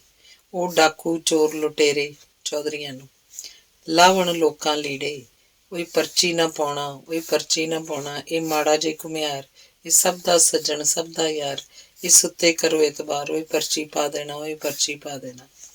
ਉਹੀ ਹੋਈ ਜੋ ਹੋਣੀ ਸੀ। ਚੌਧਰੀਆਂ ਦੇ ਗੁੰਡਿਆਂ ਨੇ ਇੰਨਾ ਕੁੱਟਿਆ ਕਿ ਆਪਣੇ ਵੱਲੋਂ ਖਤਮ ਕਰ ਗਏ। ਇਹਨਾਂ ਦੀ ਮਾਸੀ ਦੀ ਧੀ ਇਹਨਾਂ ਨੂੰ ਅੱਧ-ਮੋਏ ਹੋਏ ਨੂੰ ਕਿਸੇ ਦੀ ਮਦਦ ਨਾਲ ਘਰ ਲੈ ਕੇ ਗਈ।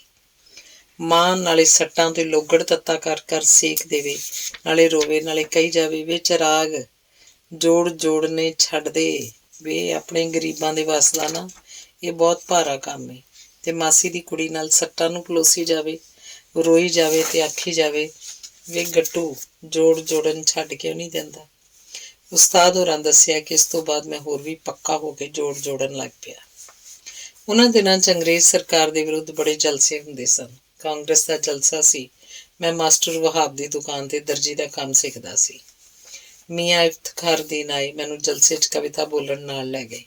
ਜਲਸੇ 'ਚ ਨਹਿਰੂ ਜੀ ਵੀ ਆਏ ਸੀ। ਮੈਂ ਕਵਿਤਾ ਬੋਲੀ। ਮੀਆਂ ਇਫਤਖਾਰਦੀਨ ਹੋਰਾਂ ਖੁਸ਼ ਹੋ ਕੇ 10 ਰੁਪਏ ਦਿੱਤੇ। ਉਹਨਾਂ ਦਿਨਾਂ 'ਚ 10 ਰੁਪਏ ਬਹੁਤ ਵੱਡੀ ਰਕਮ ਸੀ। ਮੈਂ ਨੋਟ ਨੂੰ ਵੇਖ ਹੀ ਰਿਹਾ ਸੀ ਕਿ ਕੋਲ ਨਹਿਰੂ ਜੀ ਨੇ ਕਿਹਾ, ਇਸ ਮੁੰਡੇ ਨੂੰ 100 ਰੁਪਏ ਹੋਰ ਦਿਓ। ਮੇਰੇ ਲਈ ਇਹ ਕ੍ਰਿਸ਼ਮਾ ਸੀ। ਇਸ ਤੋਂ ਬਾਅਦ ਮੈਂ ਦਰਜੀ ਦਾ ਕੰਮ ਸਿੱਖਣਾ ਛੱਡ ਦਿੱਤਾ ਤੇ ਕੁੱਲ ਵਕਤੀ ਕਵੀ ਬਣ ਗਿਆ।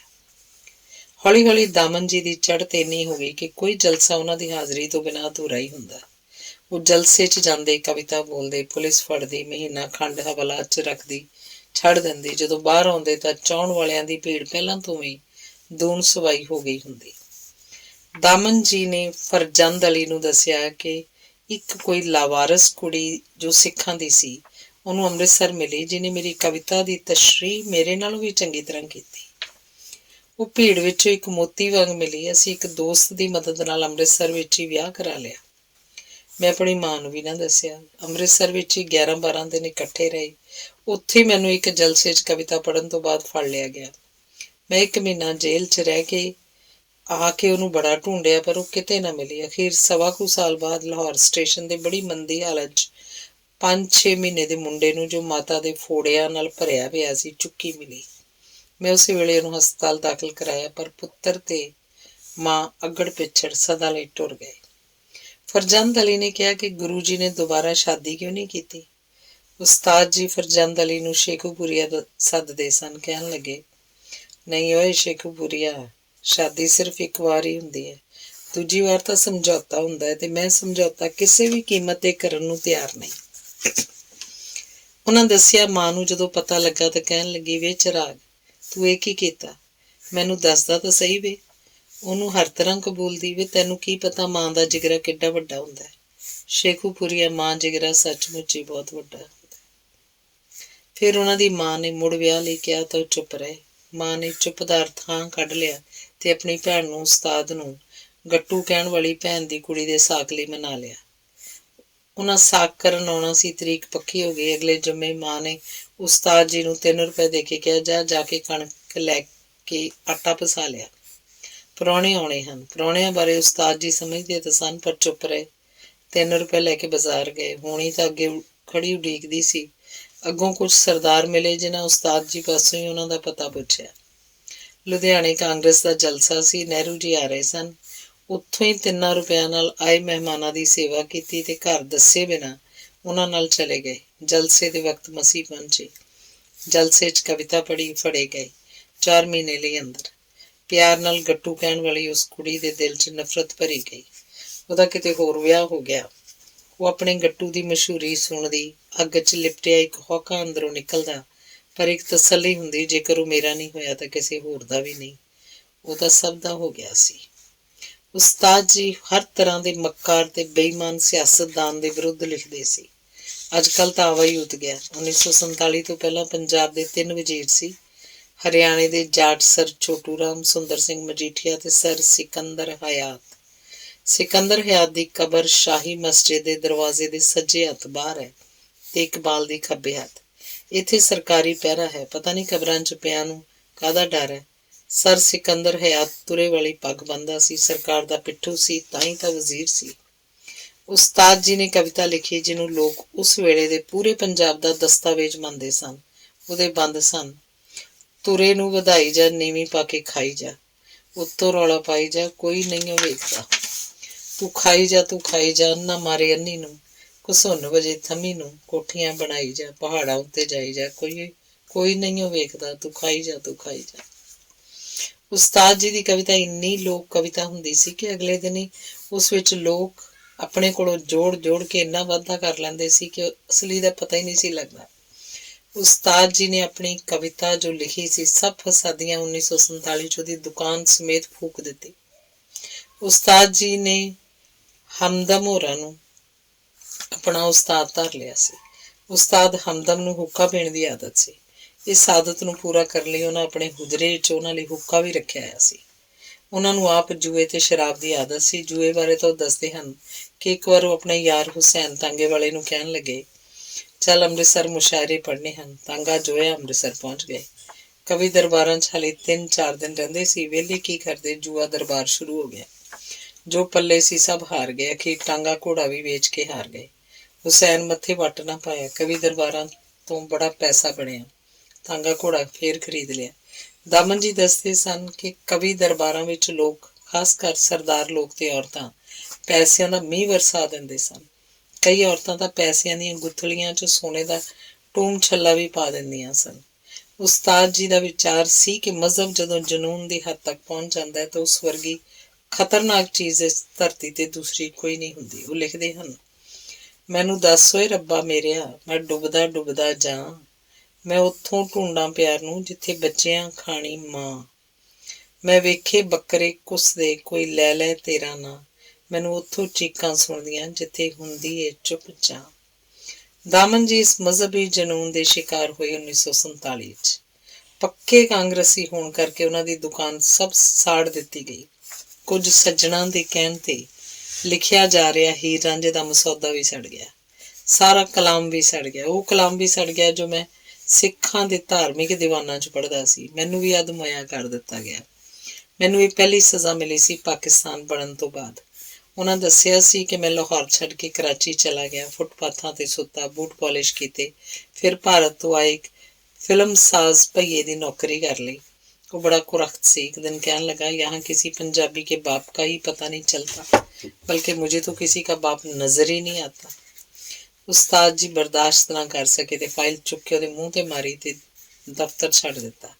ਉਹ ਕਹਿੰਦਾ ਹੀ ਰਹਿ ਗਿਆ, ਉਸਤਾਦ ਮੈਂ ਤੁਝੇ ਤੋਂ ਨਹੀਂ ਕਹਾ, ਪਰ ਮੈਂ ਆਖਿਆ ਕਿਸੇ ਭਈਏ ਦਾ ਪਿਓ ਹੋਵੇ ਨਾ ਹੋਵੇ, ਪਰ ਮੇਰਾ ਪਿਓ ਹੈ। ਲਾਹੌਰ ਦੀ ਮਿਊਨਿਸਪਲ ਕਮੇਟੀ ਦੇ ਦਫ਼ਤਰ 'ਚ ਮੇਰੇ ਤੇ ਮੇਰੇ ਪਿਓ ਦਾ ਨਾਮ ਦਰਜ ਹੈ।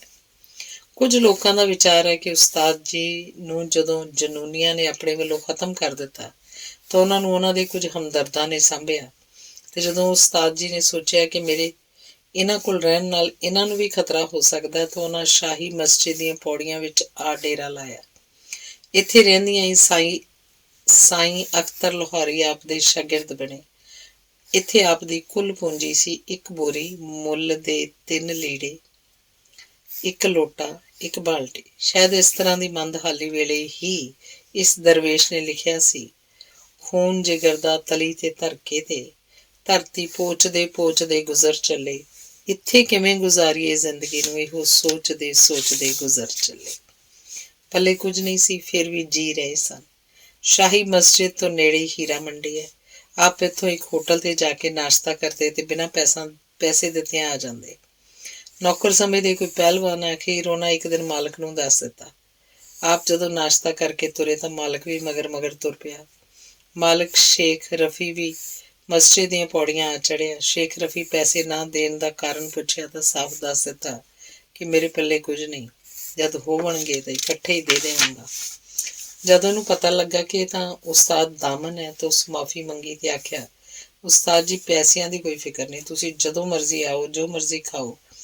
ਜੇਕਰ ਤੁਹਾਡਾ ਕੋਈ ਸੱਜਣ ਮਿੱਤਰ ਨਾਲ ਹੋਵੇ ਤਾਂ ਉਹਨੂੰ ਵੀ ਬੇਸ਼ੱਕ ਨਾਲ ਲਿਆਓ। ਮੈਨੂੰ ਤਾਂ ਅਫਸੋਸ ਹੈ ਕਿ ਮੈਨੂੰ ਤੁਹਾਡਾ ਪਹਿਲਾਂ ਕਿਉਂ ਨਹੀਂ ਪਤਾ ਲੱਗਾ। ਫਿਰ ਸ਼ੇਖ ਰਫੀ ਨੇ ਭੱਜ ਦੌੜ ਕਰਕੇ ਇੱਕ ਹੁਜਰਾ ਅੰਜਮਨ ਇਸਲਾਮ ਕੋਲੋਂ ਲੈ ਕੇ ਦਿੱਤਾ। ਪਗੜੀ ਵਗੈਰਾ ਵੀ ਪੱਲਿਓਂ ਦਿੱਤਾ। ਆਪ 1951 ਤੱਕ ਬਾਦਸ਼ਾਹੀ ਮਸਜਿਦ ਦੀਆਂ ਪੌੜੀਆਂ 'ਚ ਰਹੇ ਤੇ ਉਸ ਤੋਂ ਬਾਅਦ ਅੰਤਿਮ ਸਾਹ ਤੱਕ ਇਸ ਹੁਜਰੇ 'ਚ ਰਹੇ। ਇਹ ਉਹੀ ਹੁਜਰਾ ਸੀ ਜਿਸ 'ਚ ਮਹਾਨ ਸੂਫੀ ਕਵੀ ਸ਼ਾਹ ਹੁਸੈਨ ਤੇ ਉਹਨਾਂ ਦਾ ਚੇਲਾ ਮਾਧੂ ਲਾਲ ਰਹਿੰਦੇ ਸਨ ਤੇ ਚਲੀਹਾ ਕੱਟਦੇ ਰਹੇ ਸਨ। ਇਸ ਲਾਵਾਰਸ ਥਾਂ ਤੇ ਕੋਈ ਘੋੜੇ ਬੰਨ੍ਹਦਾ ਸੀ, ਕਬੂਤਰਾਂ ਦਾ ਡੇਰਾ ਸੀ।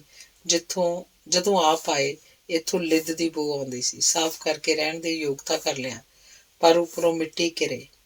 ਛੱਤ ਉੱਪਰ ਮੌਲਵੀ ਲੋਕ ਪਾਣੀ ਬੜਾ ਰੋੜਨ। ਸਲਾਬਾ ਹੁਮਸ ਬਹੁਤ ਸੀ। ਹੌਲੀ ਹੌਲੀ ਕਬੂਤਰ ਉੱਡ ਗਏ। ਉਹ ਸਮਝ ਗਏ ਸਨ ਕਿ ਸ਼ਾਹ ਹੁਸੈਨ ਦਾ ਵਾਰਸ ਆ ਗਿਆ। ਇੱਥੋਂ ਦੀ ਇੱਕ ਘਟਨਾ ਮੁਹੰਮਦ ਇਕਬਾਲ ਮੁਹੰਮਦ ਜਨਰਲ ਸਕੱਤਰ ਉਸਤਾਦ ਦਾਮਨ ਅਕੈਡਮੀ ਨੇ ਸੁਣਾਈ। ਉਹਨਾਂ ਦੱਸਿਆ ਕਿ ਉਸਤਾਦ ਜੀ ਇੱਕ ਦਿਨ ਉੱਪਰ ਨਹਾਉਣ ਗਏ, ਕੱਪੜੇ ਲਾ ਕੇ ਹੁਜਰੇ ਵਿੱਚ ਰੱਖ ਗਏ, ਬਾਲਟੀ ਲੈ ਕੇ ਉੱਪਰ ਚਲੇ ਗਏ। ਕੁਝ ਦੇਰ ਬਾਅਦ ਖਿਆਲ ਆਇਆ ਕਿ ਕੱਪੜੇ ਵੀ ਲੈ ਹੀ ਆਈਏ। ਜਦੋਂ ਹੇਠਾਂ ਕੱਪੜੇ ਲੈਣ ਗਏ ਤਾਂ ਕੱਪੜੇ ਗਾਇਬ। ਕੋਈ ਉਠਾ ਕੇ ਲੈ ਗਿਆ ਸੀ। ਬੜਾ ਦੁੱਖ ਹੋਇਆ। ਮਨ ਮਾਰ ਕੇ ਉੱਪਰ ਨਹਾਉਣ ਗਏ ਤਾਂ ਉੱਥੇ ਹੋਰ ਹੀ ਭਾਣਾ ਵਰਤ ਗਿਆ। ਕੋਈ ਬਾਲਟੀ ਤੇ ਲੋਟਾ ਵੀ ਮਾਂਜ ਕੇ ਲੈ ਗਿਆ ਸੀ। ਅੱਧੇ ਘੰਟੇ ਤੋਂ ਵੀ ਪਹਿਲਾਂ ਸਾਰੀ ਪੂੰਜੀ ਦਾ ਅੱਧ ਉੱਜੜ ਗਿਆ। ਬਾਕੀ ਰਹਿ ਗਈ ਪੂੰਜੀ 'ਚ 1 ਬੋਰੀ ਤੇ 3 ਕਿਤਾਬਾਂ। ਪਰ ਬਲਿਹਾਰੇ ਜਾਈਏ ਇਸ ਧਰਤੀ ਮਾਂ ਦੇ ਮਹਾਨ ਸਪੂਤ ਦੇ, ਜੋ ਫੇਰ ਹੀ ਕਹਿੰਦਾ ਰਿਹਾ, ਮੇਰੇ ਹੰਝੂਆਂ ਦਾ ਪਾਣੀ ਪੀ ਕੇ ਹਰੀ ਭਰੀ ਇਹ ਬੰਜਰ ਜ਼ਮੀਨ ਹੋ ਜਾਏ, ਇਹਦੇ ਚਿਹਰੇ ਤੇ ਸੁਰਖੀ ਚਾਹੀਦੀ ਏ, ਮੇਰੇ ਖੂਨ ਤੋਂ ਭਾਵੇਂ ਰੰਗੀਨ ਹੋ ਜਾਏ। ਇੱਥੇ ਰਹਿੰਦਿਆਂ ਉਸਤਾਦ ਜੀ ਨਾਲ ਕਈ ਹੋਣੀਆਂ ਅਣਹੋਣੀਆਂ ਹੋਈਆਂ। ਕੁਝ ਦਾ ਜ਼ਿਕਰ ਉਹਨਾਂ ਆਪਣੇ ਚੇਲੇ ਫਰਜ਼ੰਦ ਅਲੀ ਨਾਲ ਕੀਤਾ, ਜੋ ਉਹਨਾਂ ਆਪਣੇ ਨਾਵਲ ਭੁੱਬਲ 'ਚ ਲਿਖਿਆ। ਉਹ ਲਿਖਦੇ ਹਨ, ਇੱਥੇ ਰਹਿੰਦਿਆਂ ਉਸਤਾਦ ਜੀ ਦੀ ਮਾਂ ਪੂਰੀ ਹੋ ਗਈ। ਉਹਨਾਂ ਆਪਣੇ ਯਾਰ ਨਿੱਕੂ ਨੂੰ 100 ਰੁਪਏ ਦੇ ਕੇ ਕਫਨ ਲੈਣ ਭੇਜਿਆ ਤੇ ਨਿੱਕੂ ਮਹਾਰਾਜ ਉਹ 100 ਰੁਪਏ ਜੂਏ 'ਚ ਹਾਰ ਕੇ ਗਾਇਬ ਹੋ ਗਏ। ਕੋਲ ਕੋਈ ਪੈਸਾ ਨਹੀਂ ਸੀ। ਲੋਕ ਆ ਜਾ ਰਹੇ ਸਨ। ਇਹ ਬਾਹਰ ਪਰੇਸ਼ਾਨ ਖੜੇ ਸੋਚ ਰਹੇ ਸਨ ਕਿ ਇਹਨਾਂ ਨੂੰ ਉਹੀ ਮਾਸੀ ਦੀ ਧੀ ਜਿਸ ਨਾਲ ਇਹਨਾਂ ਦਾ ਵਿਆਹ ਹੋਣੋਂ ਰਹਿ ਗਿਆ ਸੀ ਆ ਗਈ। ਇਹਨਾਂ ਆਪਣੀ ਹਾਲਤ ਦੱਸੀ ਤੇ 100 ਰੁਪਏ ਮੰਗੀ। ਉਹ 200 ਰੁਪਏ ਦੇ ਕੇ ਆਖਿਆ, ਬੜੇ ਨਾਂ ਤੇ ਮਸ਼ਹੂਰੀਆਂ ਨੇ ਤੇਰੀਆਂ, ਮਾਂ ਦੇ ਕਫਨ ਵਾਸਤੇ ਪੈਸੇ ਮੰਗਦਿਆਂ ਲੱਜ ਨਹੀਂ ਆਉਂਦੀ। ਕੀ ਕਮਾਇਆ ਹੀ ਜ਼ਿੰਦਗੀ 'ਚ, ਤੂੰ ਤਾਂ ਮਾਂ ਦਾ ਚੰਨ ਚਰਾਗ ਸੈਂ। ਉਹ ਤਾਂ ਚਲੀ ਗਈ, ਪਰ ਉਸਤਾਦ ਜੀ ਨੂੰ ਜ਼ਮੀਨ ਵੇਲ ਨਾ ਦੇਵੇ ਗਰਕਣ ਲਈ। ਫਿਰ ਇੱਕ ਦਿਨ ਉਹ ਅਨਾਰਕਲੀ 'ਚ ਮਿਲ ਪਈ। ਉਸਤਾਦ ਜੀ ਨੇ ਪੈਸੇ ਮੋੜਨੇ ਚਾਹੇ ਤੇ ਨਾਲੇ ਬੱਚਿਆਂ ਲਈ ਮਠਿਆਈ ਲੈ ਕੇ ਦੇਣੀ ਚਾਹੀ, ਪਰ ਉਸ ਆਖਿਆ ਉਹ ਮੇਰੀ ਮਾਸੀ ਸੀ, ਉਹਦਾ ਮੇਰੇ ਉੱਤੇ ਹੱਕ ਸੀ, ਮੈਂ ਹੱਕ ਪੂਰਾ ਕਰ ਦਿੱਤਾ ਹੈ। ਰਹਿ ਗਈ ਤੇਰੀ ਮਠਿਆਈ ਵਾਲੀ ਰੀਝ। ਵੱਡੇ ਨਾਵਾਂ ਵਾਲਿਆ, ਮਾਂ ਦੇ ਕਫਨ ਉੱਤੇ ਲੱਗਾ ਦਾਗ ਕਦੀ ਮਠਿਆਈ ਨਾਲ ਵੀ ਧੋਇਆ ਹੈ ਕਿਸੇ? ਸ਼ੇਖੂਪੁਰੀਏ ਫਰਜ਼ੰਦ ਅਲੀ ਨੂੰ ਇਹ ਕਿੱਸਾ ਸੁਣਾਉਣ ਤੋਂ ਬਾਅਦ ਇਹ ਪਾਕ ਦਿਲ ਦਰਵੇਸ਼ ਮਾਂ ਦੇ ਕਫਨ ਤੇ ਲੱਗੇ ਦਾਗ ਨੂੰ ਕਿੰਨੀ ਦੇਰ ਆਪਣੇ ਸੁੱਚੇ ਹੰਝੂਆਂ ਨਾਲ ਧੋਂਦਾ ਰਿਹਾ। ਫਿਰ ਇੱਕ ਸ਼ੇਰ ਪੜ੍ਹਿਆ, ਉੱਥੇ ਬਣਨ ਤਕੀਏ ਆਜੜ ਜਾਨੀਆਂ ਦੇ, ਵਾਰੂ ਹੋਣ ਨਾ ਜਿਹੜੀਆਂ ਥਾਵਾਂ ਦੇ, ਲੋਕੀ ਕਰਨ ਚਹੇਡਾਂ ਲੱਗਣ ਦਿਲਾਂ ਉੱਤੇ, ਕੰਢੀ ਛੱਲ ਜਿਉਂ ਪੈਣ ਦਰਿਆਵਾਂ ਦੇ। ਇੱਥੇ ਇੱਕ ਵਾਰ ਇੱਕ ਵਜ਼ੀਰ ਆਇਆ, ਕਹਿਣ ਲੱਗਾ ਉਸਤਾਦ ਜੀ ਮੈਂ ਚਾਹੁੰਦਾ ਮੈਂ ਤੁਹਾਨੂੰ ਵਜ਼ੀਫਾ ਲਾ ਦਿਆਂ। ਅੱਗੋਂ ਉਸਤਾਦ ਜੀ ਕਹਿਣ ਲੱਗੇ ਮੈਂ ਸੁਣਿਆ ਕਿ ਵਜ਼ੀਫਾ ਲੈਣ ਵਾਲਾ ਜਾਂ ਦੇਣ ਵਾਲਾ ਬਹੁਤੀ ਦੇਰ ਜਿਉਂਦੇ ਨਹੀਂ ਰਹਿੰਦੇ। ਤੁਹਾਡਾ ਤੇ ਪਤਾ ਨਹੀਂ, ਪਰ ਮੈਂ ਹਾਲੀ ਮਰਨਾ ਨਹੀਂ ਚਾਹੁੰਦਾ। ਵਜ਼ੀਰ ਬੁੜਬੁੜ ਕਰਦਾ ਚਲਾ ਗਿਆ। ਰੇਡੀਓ ਸਟੇਸ਼ਨ ਵਾਲਿਆਂ ਕੋਈ ਅਹੁਦਾ ਦੇ ਕੇ ਤਨਖਾਹ ਦੇਣੀ ਸ਼ੁਰੂ ਕਰ ਦਿੱਤੀ। ਉਹਨਾਂ 3 ਮਹੀਨੇ ਬਾਅਦ ਹੀ ਇਹ ਕਹਿ ਕੇ ਬੰਦ ਕਰਾਈ, ਕੀ ਕਰੀ ਜਾਣਾ, ਕੀ ਕਰੀ ਜਾਣਾ। ਭੁੱਟੋ ਦੀ ਸਰਕਾਰ ਵੇਲੇ ਉਹਨਾਂ ਇੱਕ ਕਵਿਤਾ ਲਿਖੀ, ਕੀ ਕਰੀ ਜਾਣਾ, ਕੀ ਕਰੀ ਜਾਣਾ, ਕਦੀ ਸ਼ਿਮਲੇ ਤੇ ਕਦੀ ਮਰੀ ਜਾਣਾ। ਉਸਤਾਦ ਨੂੰ ਹੁਜਰੇ ਵਿੱਚੋਂ ਫੜ ਲਿਆ, 2 ਪਿਸਤੌਲ ਤੇ ਇੱਕ ਦਸਤੀ ਬੰਬ ਪਾ ਦਿੱਤੇ। ਕਚਹਿਰੀ 'ਚ ਪੇਸ਼ੀ ਵੇਲੇ ਵਕੀਲਾਂ ਤੇ ਲੋਕਾਂ ਦਾ ਇਕੱਠ ਵੇਖ ਕੇ ਸਰਕਾਰ ਘਬਰਾ ਗਈ, ਕੱਚੀ ਜ਼ਾਮਨ ਹੋ ਗਈ। ਜਦੋਂ ਉਸਤਾਦ ਜੀ ਨੂੰ ਪੇਸ਼ ਕੀਤਾ, ਉਹਨਾਂ ਕਿਹਾ ਜਿਸ ਕਟਹਿਰੇ 'ਚ ਅੱਜ ਮੈਂ ਖੜਾ, ਕਿਸੇ ਦਿਨ ਇਸੇ ਕਟਹਿਰੇ 'ਚ ਦੇਸ਼ ਦਾ ਹਾਕਮ ਖੜੇਗਾ। ਸਾਧੂ ਬੋਲੇ ਸਹਿਜ ਸੁਭਾਅ, ਸਾਧੂ ਦਾ ਬੋਲਿਆ ਬਿਰਥਾ ਨਾ ਜਾ। ਦੇ ਅਖਾਣ ਅਨੁਸਾਰ ਭੁੱਟੋ ਕਤਲ ਦੇ ਕੇਸ 'ਚ ਉਸੇ ਕਟਹਿਰੇ 'ਚ ਖੜਾ ਹੋਇਆ। ਉਹਨਾਂ ਜੱਜ ਨੂੰ ਕਿਹਾ ਜੇਕਰ ਮੇਰੇ ਹੁਜਰੇ ਦਾ ਬੂਹਾ ਨਾ ਹੁੰਦਾ ਤਾਂ ਉੱਥੋਂ ਟੈਂਕ ਨਿਕਲਣੇ ਸਨ, ਤੇ ਜੇਕਰ ਛੱਤ ਨਾ ਹੁੰਦੀ ਤਾਂ ਉੱਥੋਂ ਹੈਲੀਕਾਪਟਰ ਲੱਭਣੇ ਸਨ। ਜੇਕਰ ਹਕੂਮਤ 'ਚ ਹਿੰਮਤ ਹੈ ਤੇ ਮੇਰੀ ਕਵਿਤਾ ਤੇ ਮੁਕੱਦਮਾ ਚਲਾਉਣਾ। ਪਰ ਜਲਦੀ ਹਕੂਮਤ ਨੂੰ ਆਪਣੀ ਗਲਤੀ ਦਾ ਅਹਿਸਾਸ ਹੋ ਗਿਆ। ਉਹਨਾਂ ਕੇਸ ਵਾਪਸ ਲੈ ਲਿਆ। 5000 ਹਰਜਾਨੇ ਦਾ ਚੈੱਕ ਵੀ ਦਿੱਤਾ ਜੋ ਦਾਮਨ ਜੀ ਨੇ ਮੋੜ ਦਿੱਤਾ। ਜਿਹੜੇ ਪੁਲਿਸੀਏ ਫੜ ਕੇ ਲੈ ਗਏ ਸੀ, ਉਹਨਾਂ ਹੁਜਰੇ 'ਚ ਆ ਕੇ ਉਸਤਾਦ ਜੀ ਤੋਂ ਮਾਫ਼ੀ ਮੰਗੀ।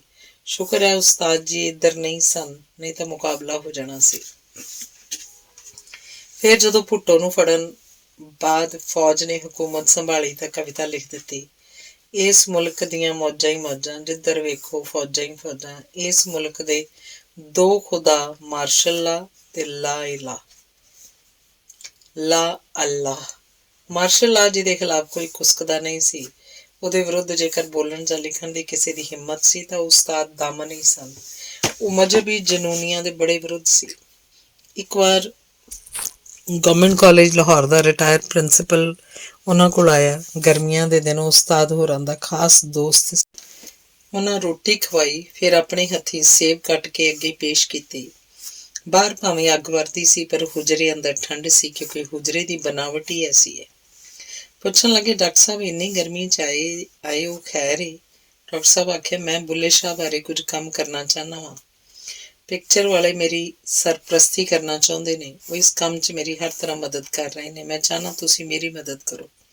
ਉਸਤਾਦ ਹੋਰਾਂ ਪੁੱਛਿਆ ਡਾਕਟਰ ਸਾਹਿਬ ਬੁੱਲੇ ਸ਼ਾਹ ਬਾਰੇ ਤੁਸੀਂ ਕੀ ਕੰਮ ਕਰਨਾ ਚਾਹੁੰਦੇ ਹੋ? ਡਾਕਟਰ ਸਾਹਿਬ ਬੜੇ ਇਤਮਾਦ ਨਾਲ ਬੋਲੇ, ਅਸਾਂ ਬੁੱਲੇ ਸ਼ਾਹ ਦੇ ਕਲਾਮ 'ਚੋਂ ਗਲਤੀਆਂ ਕੱਢ ਕੇ ਸਾਫ਼ ਕਰਨਾ ਚਾਹੁੰਦੇ ਹਾਂ। ਉਸਤਾਦ ਜੀ ਖਿਝ ਗਏ। ਤੁਹਾਡੇ ਤੇ ਤੁਹਾਡੇ ਸਰਪ੍ਰਸਤਾਂ ਦੇ ਖਿਆਲ 'ਚ ਕੀ ਗਲਤੀਆਂ ਹਨ ਬੁੱਲੇ ਸ਼ਾਹ ਦੇ ਕਲਾਮ 'ਚ? ਡਾਕਟਰ ਸਾਹਿਬ ਕਹਿਣ ਲੱਗੇ ਇਸ ਨੇਕ ਕੰਮ 'ਚ ਤੁਹਾਡੀ ਮਦਦ ਲੋੜਦੇ ਹਾਂ। ਬੁੱਲੇ ਸ਼ਾਹ ਸਾਹਿਬ ਮੁਸਲਮਾਨੀ ਸੂਫੀ ਤੇ ਇਮਾਮ ਮਸਜਿਦ ਸਨ। ਉਹਨਾਂ ਦੇ ਵਾਲਦ ਵੀ ਇਮਾਮ ਮਸਜਿਦ ਸਨ। ਡਾਕਟਰ ਸਾਹਿਬ ਜ਼ੋਰ ਦੇ ਕੇ ਆਖਿਆ ਸਾਡੇ ਖਿਆਲ 'ਚ ਮੁਸਲਮਾਨ ਬੁੱਲੇ ਸ਼ਾਹ ਦੇ ਕਲਾਮ 'ਚ ਗੈਰ ਇਸਲਾਮੀ ਸ਼ੇਅਰ ਕਿੰਝ ਆ ਸਕਦੇ ਨੇ, ਇਹ ਵੀ ਵੇਖਣਾ ਭਾਲਣਾ ਹੈ, ਕਲਾਮ ਨੂੰ ਸਾਫ਼ ਕਰਨਾ ਹੈ। ਉਸਤਾਦ ਜੀ ਤੁਸੀਂ ਵੀ ਕੁਝ ਮਦਦ ਕਰੋ। ਇਹ ਗੱਲ ਸੁਣ ਕੇ ਉਸਤਾਦ ਜੀ ਗਰਮ ਹੋ ਗਏ ਤੇ ਬੋਲੇ ਡਾਕਟਰ ਸਾਹਿਬ ਨਾ ਤੁਸੀਂ ਪੰਜਾਬੀ ਦੇ ਬੰਦੇ ਹੋ ਤੇ ਨਾ ਹੀ ਤੁਸੀਂ ਕੋਈ ਪੰਜਾਬੀ ਕਿਤਾਬ ਪੜ੍ਹੀ ਹੋਈ ਹੈ, ਨਾ ਹੀ ਤੁਹਾਡਾ ਕੋਈ ਸ਼ੇਅਰ ਉਹ ਅਦਬ ਨਾਲ ਵਾਸਤਾ ਹੈ, ਫਿਰ ਤੁਹਾਨੂੰ ਕੀ ਹੱਕ ਹੈ ਬੁੱਲੇ ਸ਼ਾਹ ਦੀਆਂ ਸੁੰਨਤਾਂ ਕਰਨ ਟੁਰ ਪਏ ਹੋ? ਡਾਕਟਰ ਸਾਹਿਬ ਵੀ ਚਿੜ ਗਏ, ਗੁੱਸੇ ਨਾਲ ਬੋਲੇ ਇਹ ਕੀ ਗੱਲ ਹੋਈ ਭਲਾ? ਮੈਂ ਪੰਜਾਬੀ, ਮੇਰਾ ਪਿਓ ਪੰਜਾਬੀ, ਮੇਰੀ ਮਾਂ ਪੰਜਾਬਣ, ਮੈਨੂੰ ਕਿਉਂ ਨਹੀਂ ਪੰਜਾਬੀ ਦੀ ਸਮਝ? ਮੈਂ ਸਾਰਾ ਪੰਜਾਬੀ ਦਾ ਲਿਟਰੇਚਰ ਪੜ੍ਹਿਆ ਹੋਇਆ। ਉਸਤਾਦ ਹੋਰਾਂ ਹੱਸ ਕੇ ਕਿਹਾ ਡਾਕਟਰ ਸਾਹਿਬ ਤੁਸੀਂ ਪੰਜਾਬੀ ਦਾ ਕੁਝ ਨਹੀਂ ਪੜ੍ਹਿਆ ਹੋਇਆ, ਜੇ ਪੜ੍ਹਿਆ ਹੋਇਆ ਹੁੰਦਾ ਤਾਂ ਇੰਝ ਉਸ ਤਰ੍ਹਾਂ ਨਾ ਫੇਰਦੇ। ਡਾਕਟਰ ਸਾਹਿਬ ਨੇ ਕਿਹਾ ਨਹੀਂ ਮੈਂ ਪੜ੍ਹਿਆ ਹੋਇਆ ਹੈ, ਮੈਂ ਪੰਜਾਬੀ ਦਾ ਜਾਣੂ ਹਾਂ। ਦਾਮਨ ਹੋਰਾਂ ਕਿਹਾ ਨਹੀਂ ਤੁਸੀਂ ਜੋ ਪੜ੍ਹਿਆ ਉਹ ਇੱਧਰ ਦਾ ਲਿਟਰੇਚਰ ਪੜ੍ਹਿਆ ਹੋਣਾ ਹੈ। ਇੱਧਰ ਤਾਂ ਕੋਈ ਕੰਮ ਹੀ ਨਹੀਂ ਹੋਇਆ। ਉਸ ਪਾਸੇ ਦੂਜੇ ਪੰਜਾਬੀ ਲਿਟਰੇਚਰ ਉੱਤੇ ਬੁੱਲੇ ਸ਼ਾਹ ਤੇ ਬਹੁਤ ਕੰਮ ਹੋਇਆ। ਤੇ ਜੋ ਤੁਸੀਂ ਨਹੀਂ ਪੜ੍ਹਿਆ ਪਹਿਲੇ ਉਹ ਪੜ੍ਹੋ, ਤਾਂ ਫਿਰ ਵੇਖੋ ਬੁੱਲੇ ਸ਼ਾਹ ਉੱਤੇ ਕਿੰਨਾ ਕੁ ਕੰਮ ਕੀਤਾ ਹੈ ਪੰਜਾਬੀ ਪਿਆਰਿਆਂ ਨੇ। ਪਰ ਡਾਕਟਰ ਸਾਹਿਬ ਅੜ ਗਏ। ਅਨਪੜ੍ਹਤਾ ਦਾ ਤਾਨਾ ਸੁਣ ਕੇ ਬੋਲੇ, ਜਦ ਮੈਂ ਪੰਜਾਬੀ ਹਾਂ ਤੇ ਪੰਜਾਬੀ ਲਿਟਰੇਚਰ ਵੀ ਪੜ੍ਹਿਆ ਹੋਇਆ, ਵੀ ਮੈਨੂੰ ਕੀ ਲੋੜ ਹੈ ਗੁਰਮੁਖੀ ਪੜ੍ਹਨ ਦੀ। ਉਹ ਜਜ਼ਬਾਤੀ ਹੋ ਕੇ ਬੋਲੀ ਗਏ, ਮੈਨੂੰ ਪਤਾ ਹੈ ਬੁੱਲੇ ਸ਼ਾਹ ਸਾਹਿਬ ਦਾ ਪੰਜਾਬੀ ਅਦਬ 'ਚ ਕੀ ਮੁਕਾਮ ਤੇ ਰੁਤਬਾ ਹੈ। ਮੈਨੂੰ ਪੰਜਾਬੀ ਜ਼ੁਬਾਨ ਦੀ ਸਮਝ ਤੇ ਸੂਝ ਹੈ। ਮੈਂ ਕਿਉਂ ਕਿਸੇ ਕੋਲੋਂ ਪੁੱਛਣਾ ਫਿਰਾਂ ਕਿ ਬੁੱਲੇ ਸ਼ਾਹ ਦਾ ਕੀ ਮੁਕਾਮ ਹੈ। ਗੱਲ ਕਾਫੀ ਵੱਧ ਗਈ, ਤਲਖੀ ਪੈਦਾ ਹੋ ਗਈ। ਦੋਵੇਂ ਯਾਰ ਆਪਣੀ ਆਪਣੀ ਗੱਲ ਤੇ ਅੜ ਗਏ। ਉਸਤਾਦ ਹੋਰ ਆਖਿਆ, ਜੇ ਤੁਹਾਨੂੰ ਪੰਜਾਬੀ ਜ਼ੁਬਾਨ ਆਉਂਦੀ ਏ, ਸੂਝ ਬੂਝ ਵੀ ਏ, ਤਾਂ ਇਸ ਸ਼ੇਰ ਦੀ ਤਸ਼ਰੀਹ ਕਰ ਦਿਓ। ਨਰੜ ਗੰਢੀਏ ਕਰੜ ਕੱਟੀਏ, ਕਿਸੇ ਨਵੇਲੀਏ ਮਾਰ ਪਤੀੜੀਏ ਨੀ, ਫਿਰ ਇਹ ਸਾਨਾਂ ਦੇ ਨਾਲ ਖਹਿੰਦੀ ਚੱਪੜ ਬੰਤੀਏ, ਛੰਨੀਏ ਚੇਰੀਏ ਨੀ।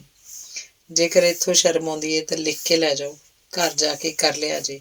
ਹੁਣ ਤਾਂ ਡਾਕਟਰ ਸਾਹਿਬ ਕੁਝ ਨਹੀਂ ਬੋਲ ਸਕੇ। ਉਧਰ ਕੱਟੜਪੰਥੀਆਂ ਨੇ ਜੋ ਪੰਜਾਬੀ ਦਾ ਨੁਕਸਾਨ ਕੀਤਾ, ਉਹ ਕਦੀ ਵੀ ਪੂਰਾ ਨਹੀਂ ਹੋ ਸਕਦਾ। ਕਈਆਂ ਦਾ ਵਾਰਿਸ ਸ਼ਾਹ ਉੱਪਰ ਇਲਜ਼ਾਮ ਲਗਾ ਦਿੱਤਾ ਕਿ ਉਸ ਹਿੰਦੂ ਗੋਰਖਨਾਥ ਦੇ ਟਿੱਲੇ ਤੇ ਰਾਂਝੇ ਨੂੰ ਘੱਲ ਕੇ ਇਸਲਾਮ ਦੀ ਤੋਹਾਈਨ ਕੀਤੀ ਹੈ। ਖੈਰ, ਮੇਰਾ ਇਹ ਵਿਸ਼ਾ ਨਹੀਂ। ਜਦੋਂ ਕਿਸੇ ਅਹਿਮਕ ਨਾਲ ਵਾਹ ਪੈਂਦਾ ਤਾਂ ਦੁੱਖ ਤਾਂ ਹੁੰਦਾ ਹੀ ਸੀ। ਤਾਂ ਹੀ ਤਾਂ ਉਹਨਾਂ ਲਿਖਿਆ ਸੀ, ਜੇ ਚਾਹਨਾ ਏ ਤੈਨੂੰ ਜ਼ਰਬ ਨਾ ਕੋਈ ਲੱਗੇ, ਫਿਰ ਜਾਲਾਂ 'ਚ ਦਾਨਾਈ ਤਕਸੀਮ ਨਾ ਕਰ। ਉਸਤਾਦ ਦਾਮਨ ਦਾ ਹੁਜਰਾ ਇੱਕ ਐਸੀ ਥਾਂ ਸੀ ਜਿੱਥੋਂ ਹਰ ਇੱਕ ਤਰ੍ਹਾਂ ਦੇ ਆਦਮੀ ਨੂੰ ਉਹਦੇ ਲੋੜ ਦੀ ਚੀਜ਼ ਮਿਲ ਜਾਂਦੀ ਸੀ। ਉੱਥੇ ਸਾਹਿਤ ਦੇ ਡਾਕਟਰ ਪ੍ਰੋਫੈਸਰ ਵੀ ਆਉਂਦੇ, ਕਹਾਣੀਕਾਰ, ਕਵੀ, ਨਾਵਲਕਾਰ, ਫਿਲਮਾਂ ਬਣਾਉਣ ਵਾਲੇ, ਫਿਲਮੀ ਕਵੀ, ਸਿਆਸਤਦਾਨ, ਵਜ਼ੀਰ, ਅਮੀਰ ਗਰੀਬ ਵੀ ਦੀ ਉਹ ਧਿਰ ਸਨ। ਹਰ ਇੱਕ ਨੂੰ ਸੌਦਾ ਮਿਲਦਾ, ਖਰਾ ਤੇ ਸੁੱਚਾ। ਹਰ ਇੱਕ ਦੇ ਮੂੰਹ ਤੇ ਗੱਲ ਕਰਦੇ ਖਰੀ, ਭਾਵੇਂ ਕਿਸੇ ਦੇ ਗਿੱਟੇ ਲੱਗੇ, ਭਾਵੇਂ ਗੋਡੇ। ਗਲਤ ਖੁਸ਼ਾਮਦ ਜਾਂ ਲਿਫਾਫੇਬਾਜ਼ੀ ਤੋਂ ਉਹਨਾਂ ਨੂੰ ਚਿੜ ਸੀ। ਇੱਕ ਵਾਰ ਰੇਡੀਓ ਸਟੇਸ਼ਨ ਲਾਹੌਰ ਉੱਤੇ ਮੁਸ਼ਾਇਰਾ ਸੀ। ਇਖਲਾਕ ਅਹਿਮਦ ਦਿਲਵੀ ਰੇਡੀਓ ਲਾਹੌਰ ਦਾ ਡਾਇਰੈਕਟਰ ਸੀ। ਰਿਕਾਰਡਿੰਗ ਤੋਂ ਪਹਿਲਾਂ ਉਸਤਾਦ ਜੀ ਨੂੰ ਬਾਰ-ਬਾਰ ਆਖਿਆ ਜਾਵੇ, ਉਸਤਾਦ ਸਾਹਿਬ ਜ਼ਰਾ हाथ हल्का रखें, कहीं वतन के बारे कुछ ना कह दीजिए, हमारा ख्याल कीजिए। ਉਸਤਾਦ ਜੀ ਇੱਕ ਦੋ ਵਾਰ ਤਾਂ ਅੱਛਾ ਜੀ ਕਹਿ ਕੇ ਗੱਲ ਟਾਲਣ ਦਾ ਯਤਨ ਕੀਤਾ, ਪਰ ਜਦੋਂ ਇਖਲਾਕ ਅਹਿਮਦ ਦਿਲਵੀ ਹਟੇ ਹੀ ਨਾ ਤਾਂ ਉਹ ਉਸ ਨੂੰ ਪੈ ਨਿਕਲੇ। ਕਹਿਣ ਲੱਗੇ, ਓਏ ਕੀ ਵਤਨ ਦੁਸ਼ਮਣ ਲਾਈ ਹੋਈ ਹੈ ਤੂੰ ਭਈਆ। ਮੈਂ ਇਸੇ ਧਰਤੀ ਦਾ ਜੰਮ ਪਾਲਾਂ, ਇਹ ਧਰਤੀ ਮੇਰੀ ਏ। ਭਲਾ ਕੋਈ ਆਪਣੀ ਮਾਂ ਦਾ ਦੁਸ਼ਮਣ ਵੀ ਹੋ ਸਕਦਾ। ਅਸਲ ਵਤਨ ਦੁਸ਼ਮਣ ਤਾਂ ਤੂੰ ਏ, ਜਿਹੜਾ ਅਜੇ ਤੀਕਰ ਆਪਣੇ ਨਾਂ ਦੇ ਨਾਲ ਦਿਲ ਵੀ ਚੰਬੇੜੀ ਬੈਠਾ। ਭਈਆ, ਤੇਰੇ ਦਿਮਾਗ 'ਚ ਦਿਲ ਹੀ ਨਿਕਲਦੀ ਨਹੀਂ ਭਈ ਵਤਨ ਦੁਸ਼ਮਣ ਦੁਸ਼ਮਣ ਮੈਨੂੰ ਆਖਣਾ ਬੇਸ਼ਰਮਾ। ਮੁੜ ਇਖਲਾਕ ਅਹਿਮਦ ਦਿਲਵੀ ਨਹੀਂ ਕੁਸਕਿਆ। ਉਸਤਾਦ ਜੀ ਨੂੰ ਰੇਡੀਓ ਮਗਰ ਜਾ ਕੇ ਟੀਵੀ ਬੁਲਾਉਣਾ ਉਹਨਾਂ ਦੀ ਲੋੜ ਤੇ ਲੁਕਾਈ ਦੀ ਮੰਗ ਸੀ, ਜਿਹੜੀ ਉਹਨਾਂ ਨੂੰ ਹਰ ਮਜਬੂਰੀ ਵਸ ਪੂਰੀ ਕਰਨੀ ਪੈਂਦੀ ਸੀ। ਇੱਕ ਵਾਰ ਟੀਵੀ ਉੱਪਰ ਆਖਰੀ ਦਿਨਾਂ ਵੇਲੇ ਨਈਮ ਬੁਖਾਰੀ ਪੁੱਛਿਆ, ਉਸਤਾਦ ਜੀ ਤੁਸੀਂ ਸ਼ਾਇਰ ਨਾ ਹੁੰਦੇ ਤਾਂ ਕੀ ਹੁੰਦੇ। ਉਸਤਾਦ ਜੀ ਨੇ ਆਖਿਆ, ਨਾ ਮੈਂ ਸ਼ਾਇਰ ਕਿਉਂ ਨਾ ਹੁੰਦਾ, ਮੈਂ ਜਦ ਵੀ ਹੁੰਦਾ ਸ਼ਾਇਰ ਹੀ ਹੁੰਦਾ। ਫਿਰ ਬੜੇ ਆਰਾਮ ਨਾਲ ਆਖਿਆ, ਸੁਣੋ, ਕੁਦਰਤ ਦੇ ਕਾਰਖਾਨੇ 'ਚ ਇੱਕੋ ਵੇਲੇ ਇੱਕ ਚੀਜ਼ ਹੀ ਬਣਦੀ ਹੈ, ਮੁੜ ਉਹ ਚੀਜ਼ ਨਹੀਂ ਬਣ ਸਕਦੀ। ਸੱਚਮੁੱਚ ਹੀ ਉਸਤਾਦ ਦਾਮਨ ਮੁੜ ਨਹੀਂ ਬਣਨਾ ਕਦੇ ਵੀ। ਉਹਨਾਂ ਨੂੰ ਲੋਕ ਮੁਸ਼ਾਇਰਿਆਂ ਦਾ ਬਾਦਸ਼ਾਹ ਤੇ ਸਟੇਜ ਦਾ ਸਿਕੰਦਰ ਕਹਿੰਦੇ ਸੀ। ਆਖਰੀ ਉਮਰੇ ਉਹਨਾਂ ਨੂੰ ਅਧਰੰਗ ਦਾ ਅਟੈਕ ਹੋ ਗਿਆ। ਹਸਪਤਾਲ ਗਏ, ਕਾਫੀ ਠੀਕ ਹੋ ਗਏ। ਟੂਟੀਆਂ ਹਾਲੀ ਲੱਗੀਆਂ ਹੀ ਸਨ। ਖਬਰ ਮਿਲੀ ਫੈਜ਼ ਅਹਿਮਦ ਫੈਜ਼ ਨਹੀਂ ਰਹੇ। ਟੂਟੀਆਂ ਲਾ ਮਾਰੀਆਂ, ਧਾਈ ਮਾਰਦੇ ਡਾਕਟਰਾਂ ਦੇ ਰੋਕਦਿਆਂ ਯਾਰ ਦੇ ਅੰਤਮ ਦਰਸ਼ਨ ਕਰਨ ਚਲੇ ਗਏ।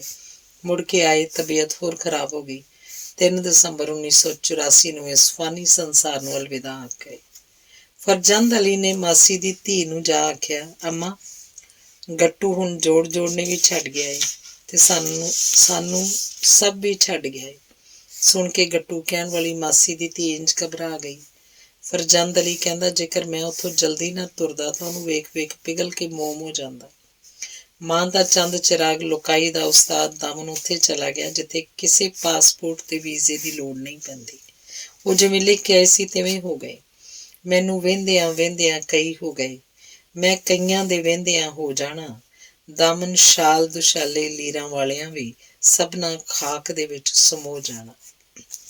2001 'ਚ ਮੈਂ ਆਸਟ੍ਰੇਲੀਆ ਤੋਂ ਤੁਰਨ ਤੋਂ ਪਹਿਲਾਂ ਪਾਕਿਸਤਾਨ ਅੰਬੈਸੀ ਤੋਂ ਪਤਾ ਕੀਤਾ ਕਿ ਪਾਕਿਸਤਾਨ ਜਾਣ ਲਈ ਵੀਜ਼ੇ ਦੀ ਲੋੜ ਤਾਂ ਨਹੀਂ। ਉਹਨਾਂ ਦੱਸਿਆ, ਆਸਟ੍ਰੇਲੀਅਨ ਪਾਸਪੋਰਟ ਵਾਲੇ ਨੂੰ ਬਾਰਡਰ ਤੋਂ ਵੀ 30 ਦਿਨ ਦੀ ਐਂਟਰੀ ਹੈ। ਇਸ ਵਾਰ ਮੈਂ ਧਾਰ ਕੇ ਗਿਆ ਸੀ ਕਿ ਪਾਕਿਸਤਾਨ ਜ਼ਰੂਰ ਜਾਣਾ ਹੈ, ਆਪਣੀ ਜਨਮ ਭੂਮੀ ਤੇ ਲਾਹੌਰ ਵੇਖਣ। ਵਰਲਡ ਪੰਜਾਬੀ ਕਾਨਫਰੰਸ ਤੇ ਮੈਂ ਮੌਕੇ ਸਿਰ ਨਹੀਂ ਸੀ ਜਾ ਸਕਿਆ। ਹੁਣ ਕੋਈ ਕਾਹਲ ਨਹੀਂ ਸੀ। ਇਸ ਲਈ 14/7/2001 ਨੂੰ ਵਾਹਗਾ ਬਾਰਡਰ ਰਾਹੀਂ ਮੈਂ ਲਾਹੌਰ ਪਹੁੰਚਿਆ। ਇਲਿਆਸ ਘੁੰਮਣ ਹੋਰਾਂ ਦੀ ਗੱਡੀ ਆਈ, ਘਰ ਚਲੇ ਗਏ। ਪਹਿਲੇ 1-2 ਦਿਨ ਕਾਫੀ ਮਸਰੂਫ ਰਿਹਾ। ਅੱਜ ਮੇਰੇ ਨਾਲ ਅਫਸਰ ਸਾਹਿਰ ਨੇ ਮਿਊਜ਼ੀਅਮ ਤੇ ਸ਼ਾਹ ਹੁਸੈਨ ਦੇ ਮਜ਼ਾਰ ਤੇ ਜਾਣਾ ਸੀ। ਉਹਨੇ ਮੈਨੂੰ ਮਿਊਜ਼ੀਅਮ 'ਚ ਮਿਲਣਾ ਸੀ। ਘੁੰਮਣ ਹੋਰਾਂ ਦਾ ਡਰਾਈਵਰ ਮੈਨੂੰ ਮਿਊਜ਼ੀਅਮ ਲੈ ਗਿਆ। ਅੱਗੇ ਅਫਸਰ ਆਇਆ ਖੜਾ ਸੀ। ਫਿਰ ਸਾਡੀ ਤਿਆਰੀ ਮਹਾਨ ਪੰਜਾਬੀ ਸੂਫੀ ਕਵੀ ਸ਼ਾਹ ਹੁਸੈਨ ਦੇ ਦਰਬਾਰ ਦੇ ਦਰਸ਼ਨ ਦੀ ਸੀ। ਅਸੀਂ ਤੰਗ ਗਲੀਆਂ ਵਾਲੀ ਇੱਕ ਪੁਰਾਣੀ ਆਬਾਦੀ ਵਾਲੇ ਇਲਾਕੇ 'ਚ ਪਹੁੰਚੇ। ਕਾਰ ਥੋੜ੍ਹੀ ਦੂਰ ਖੜੀ ਕਰਕੇ ਦਰਬਾਰ ਦੇ ਅੰਦਰ ਪ੍ਰਵੇਸ਼ ਕੀਤਾ। ਅੱਗੇ ਮਲੰਗਾਂ ਦੀਆਂ ਢਾਣੀਆਂ ਆਪਣੀ ਆਪਣੀ ਮਸਤੀ 'ਚ ਮਸਤ ਸਨ। ਦਰਬਾਰ ਦੇ ਅੰਦਰ ਸ਼ਾਹ ਹੁਸੈਨ ਤੇ ਮਾਧੋ ਲਾਲ ਦੇ ਮਜ਼ਾਰ ਨਾਲ ਨਾਲ ਹਨ। ਅਸੀਂ ਅੰਦਰ ਕੁਝ ਤਸਵੀਰਾਂ ਲਈਆਂ। ਜਦੋਂ ਬਾਹਰ ਨਿਕਲੇ ਤਾਂ ਅਫਜ਼ਲ ਕਹਿਣ ਲੱਗਾ, ਆਹ ਦਰਬਾਰ ਦੇ ਸਾਹਮਣੇ ਕਬਰ ਉਸਤਾਦ ਦਾਮਨ ਦੀ ਏ। ਸੁਣ ਕੇ ਮੇਰੇ ਲੂੰ ਕੰਡੇ ਖੜੇ ਹੋ ਗਏ। ਉਸ ਉਸਤਾਦ ਦਾਮਨ ਦੀ ਜਿਹਦੇ ਕਈ ਕਿੱਸੇ ਮੈਂ ਸੁਣੇ ਹੋਏ ਸੀ। ਅਸੀਂ ਕਬਰ ਦੀਆਂ ਕੁਝ ਤਸਵੀਰਾਂ ਲਈਆਂ। ਅਫਜ਼ਲ ਨੇ ਦੱਸਿਆ, ਉਸਤਾਦ ਦਾਮਨ ਜੀ ਵੀ ਉਸ ਹੁਜਰੇ 'ਚ ਰਹਿੰਦੇ ਰਹੇ ਸਨ ਜਿੱਥੇ ਸ਼ਾਹ ਹੁਸੈਨ ਤੇ ਮਾਧੋ ਲਾਲ ਰਹਿੰਦੇ ਸੀ। ਮੈਂ ਕਿਹਾ, ਕਿੱਥੇ ਆ ਉਹ ਹੁਜਰਾ? ਉਸ ਕਿਹਾ, ਉੱਥੇ ਵੀ ਚੱਲਦੇ ਆ। ਦੁਪਹਿਰਾ ਹੋ ਗਿਆ। ਸਾਡੇ ਡਰਾਈਵਰ ਨੇ ਕਿਹਾ, ਚਲੋ ਤੁਹਾਨੂੰ ਹੀਰਾ ਮੰਡੀ 'ਚ ਇੱਕ ਥਾਂ ਰੋਟੀ ਖਵਾਉਂਦੇ ਹਾਂ। ਹੀਰਾ ਮੰਡੀ ਦਾ ਨਾਂ ਸੁਣ ਕੇ ਮੈਂ ਕੁਝ ਝੇਂਪ ਜਿਹਾ ਗਿਆ। ਅਫਜ਼ਲ ਕਹਿਣ ਲੱਗਾ, ਬਾਬਿਓ ਐਸੀ ਕੋਈ ਗੱਲ ਨਹੀਂ। ਤੇ ਅਸੀਂ ਹੀਰਾ ਮੰਡੀ ਆ ਗਏ। ਇੱਕ ਰੇਹੜੀ ਤੇ ਆਣ ਖੜੇ। ਰੇਹੜੀ ਵਾਲਾ ਸ਼ਾਇਰਾਨਾ ਤਬੀਅਤ ਦਾ ਮਾਲਕ ਇੱਕ ਸਰਦਾਰ ਨੂੰ ਵੇਖ ਕੇ ਖੁਸ਼ ਹੋ ਗਿਆ। ਉਸ ਬੜੀ ਰੂਹ ਨਾਲ ਰੋਟੀ ਖਵਾਈ। ਇੱਥੇ ਨਾਲ ਹੀ ਤਾਂ ਸੀ ਉਹ ਹੁਜਰਾ ਜਿੱਥੇ ਸ਼ਾਹ ਹੁਸੈਨ ਤੇ ਉਸਤਾਦ ਦਾਮਨ ਹੋਰੀ ਰਹਿੰਦੇ ਰਹੇ ਸਨ। ਜਦੋਂ ਅਸੀਂ ਹੁਜਰੇ ਪਹੁੰਚੇ ਉੱਥੇ ਮੁਹੰਮਦ ਇਕਬਾਲ ਮੁਹੰਮਦ ਐਡਵੋਕੇਟ ਜਨਰਲ ਸਕੱਤਰ ਉਸਤਾਦ ਦਾਮਨ ਅਕੈਡਮੀ ਆਰਾਮ ਕਰ ਰਿਹਾ ਸੀ। ਸਾਡੇ ਜਾਣ ਤੇ ਉੱਠ ਖੜਾ ਹੋਇਆ। ਬਾਹਰ ਗਰਮੀ ਬਹੁਤ ਸੀ ਪਰ ਹੁਜਰੇ 'ਚ ਠੰਡ। ਛੇਤੀ ਦਹੀਂ ਦੀ ਲੱਸੀ ਦੇ ਕੰਗਣੀ ਵਾਲੇ 4 ਗਲਾਸ ਆ ਗਏ। ਪੀ ਕੇ ਕਪੂਰਥਲੇ ਦੇ ਭੋਲੇ ਦੀ ਲੱਸੀ ਯਾਦ ਆ ਗਈ। ਇੱਥੋਂ ਮੈਂ ਉਸਤਾਦ ਜੀ ਦੇ ਜਨਮ ਸੰਬੰਧੀ ਤੇ ਹੋਰ ਜਾਣਕਾਰੀ ਪ੍ਰਾਪਤ ਕੀਤੀ। ਉਸਤਾਦ ਜੀ ਦੇ ਇੱਕ ਪੋਰਟਰੇਟ ਦੀ ਕੈਮਰੇ ਨਾਲ ਤਸਵੀਰ ਵੀ ਲਈ। ਹੁਜਰੇ ਦੀਆਂ ਅੰਦਰੋਂ ਬਾਹਰੋਂ ਤਸਵੀਰਾਂ ਵੀ ਲਈਆਂ। ਇਹ ਇੱਕ ਕਮਰਾ ਹੀ ਹੈ, ਕੋਈ ਤਾਕੀ ਨਹੀਂ, ਨਾ ਹੀ ਰੋਸ਼ਨਦਾਨ ਹੈ। ਇੱਕ ਬੂਹਾ ਜੋ ਸੜਕ ਤੇ ਖੁੱਲਦਾ ਹੈ। ਜੇ ਖੁੱਲ੍ਹਾ ਰਹੇ ਤਾਂ ਮਿੱਟੀ ਘੱਟਾ ਆਉਂਦਾ ਹੈ, ਜੇਕਰ ਬੰਦ ਹੋਵੇ ਤਾਂ ਗਰਮੀ ਹੁੰਦੀ ਹੈ। ਇੱਕ ਦਰਵਾਜ਼ਾ ਪਿਛਲੇ ਪਾਸੇ ਹੈ ਜੋ ਪੱਕਾ ਬੰਦ ਕੀਤਾ ਹੋਇਆ। ਇੱਕ ਖੂਹੀ 'ਚ ਖੁੱਲਦਾ ਹੈ। ਹੁਜਰੇ ਵਾਲੇ ਆਪਣੇ ਪਾਣੀ ਦੀ ਲੋੜ ਇੱਥੋਂ ਪੂਰੀ ਕਰਦੇ ਸੀ। ਹੁਣ ਖੂਹੀ ਬੰਦ ਹੈ। ਸ਼ਾਇਦ ਸਰਕਾਰੀ ਟੂਟੀਆਂ ਉੱਪਰ ਲੱਗ ਗਈਆਂ ਹਨ ਜਾਂ ਸੜਕ ਤੇ ਕਮੇਟੀ ਦੀ ਟੂਟੀ ਹੋਵੇ। ਉਂਝ ਰਹਿੰਦੀ ਦੁਨੀਆ ਤੱਕ ਇਸ ਹੁਜਰੇ ਦੀ ਮਹਾਨਤਾ ਤੇ ਪਵਿੱਤਰਤਾ ਕਾਇਮ ਰਹੇਗੀ, ਪਰ ਇਹਨੂੰ ਸਾਂਭਣ ਦੀ ਲੋੜ ਹੈ। ਪੰਜਾਬੀ ਪਿਆਰੇ ਤੇ ਪੰਜਾਬੀ ਦੇ ਕਦਰਦਾਨ ਇਸ ਵੱਲ ਜ਼ਰੂਰ ਧਿਆਨ ਦੇਣਗੇ। ਹੇਠਾਂ ਮੈਂ ਉਸਤਾਦ ਦਾਮਨ ਜੀ ਦੀ ਕਬਰ ਉੱਤੇ ਜੋ ਉਹਨਾਂ ਦਾ ਹੀ ਸ਼ੇਅਰ, ਉਹਨਾਂ ਦੀ ਜ਼ਿੰਦਗੀ ਦੀ ਤਸਵੀਰ ਹੈ ਜੋ ਸ਼ਾਹਮੁਖੀ 'ਚ ਲਿਖਿਆ ਹੋਇਆ ਸੀ, ਜਿਹਦਾ ਗੁਰਮੁਖੀ ਵਿੱਚ ਅਫਜ਼ਲ ਸਾਹਿਰ ਨੇ ਲਿਪਿਆਂਤਰ ਕੀਤਾ, ਲਿਖ ਰਿਹਾ ਹਾਂ। ਮਾਰੀ ਸਰਸਰੀ ਨਜ਼ਰ ਜਹਾਨ ਅੰਦਰ ਤੇ ਜ਼ਿੰਦਗੀ ਵਰਕ ਉਥੱਲਿਆ ਮੈਂ, ਦਾਮਨ ਮਿਲਿਆ ਨਾ ਕੋਈ ਰਫੀਕ ਮੈਨੂੰ, ਮਾਰੀ ਕਫਨ ਦੀ ਬੁੱਕਲ ਤੇ ਚੱਲਿਆ ਮੈਂ। ਧੰਨਵਾਦ।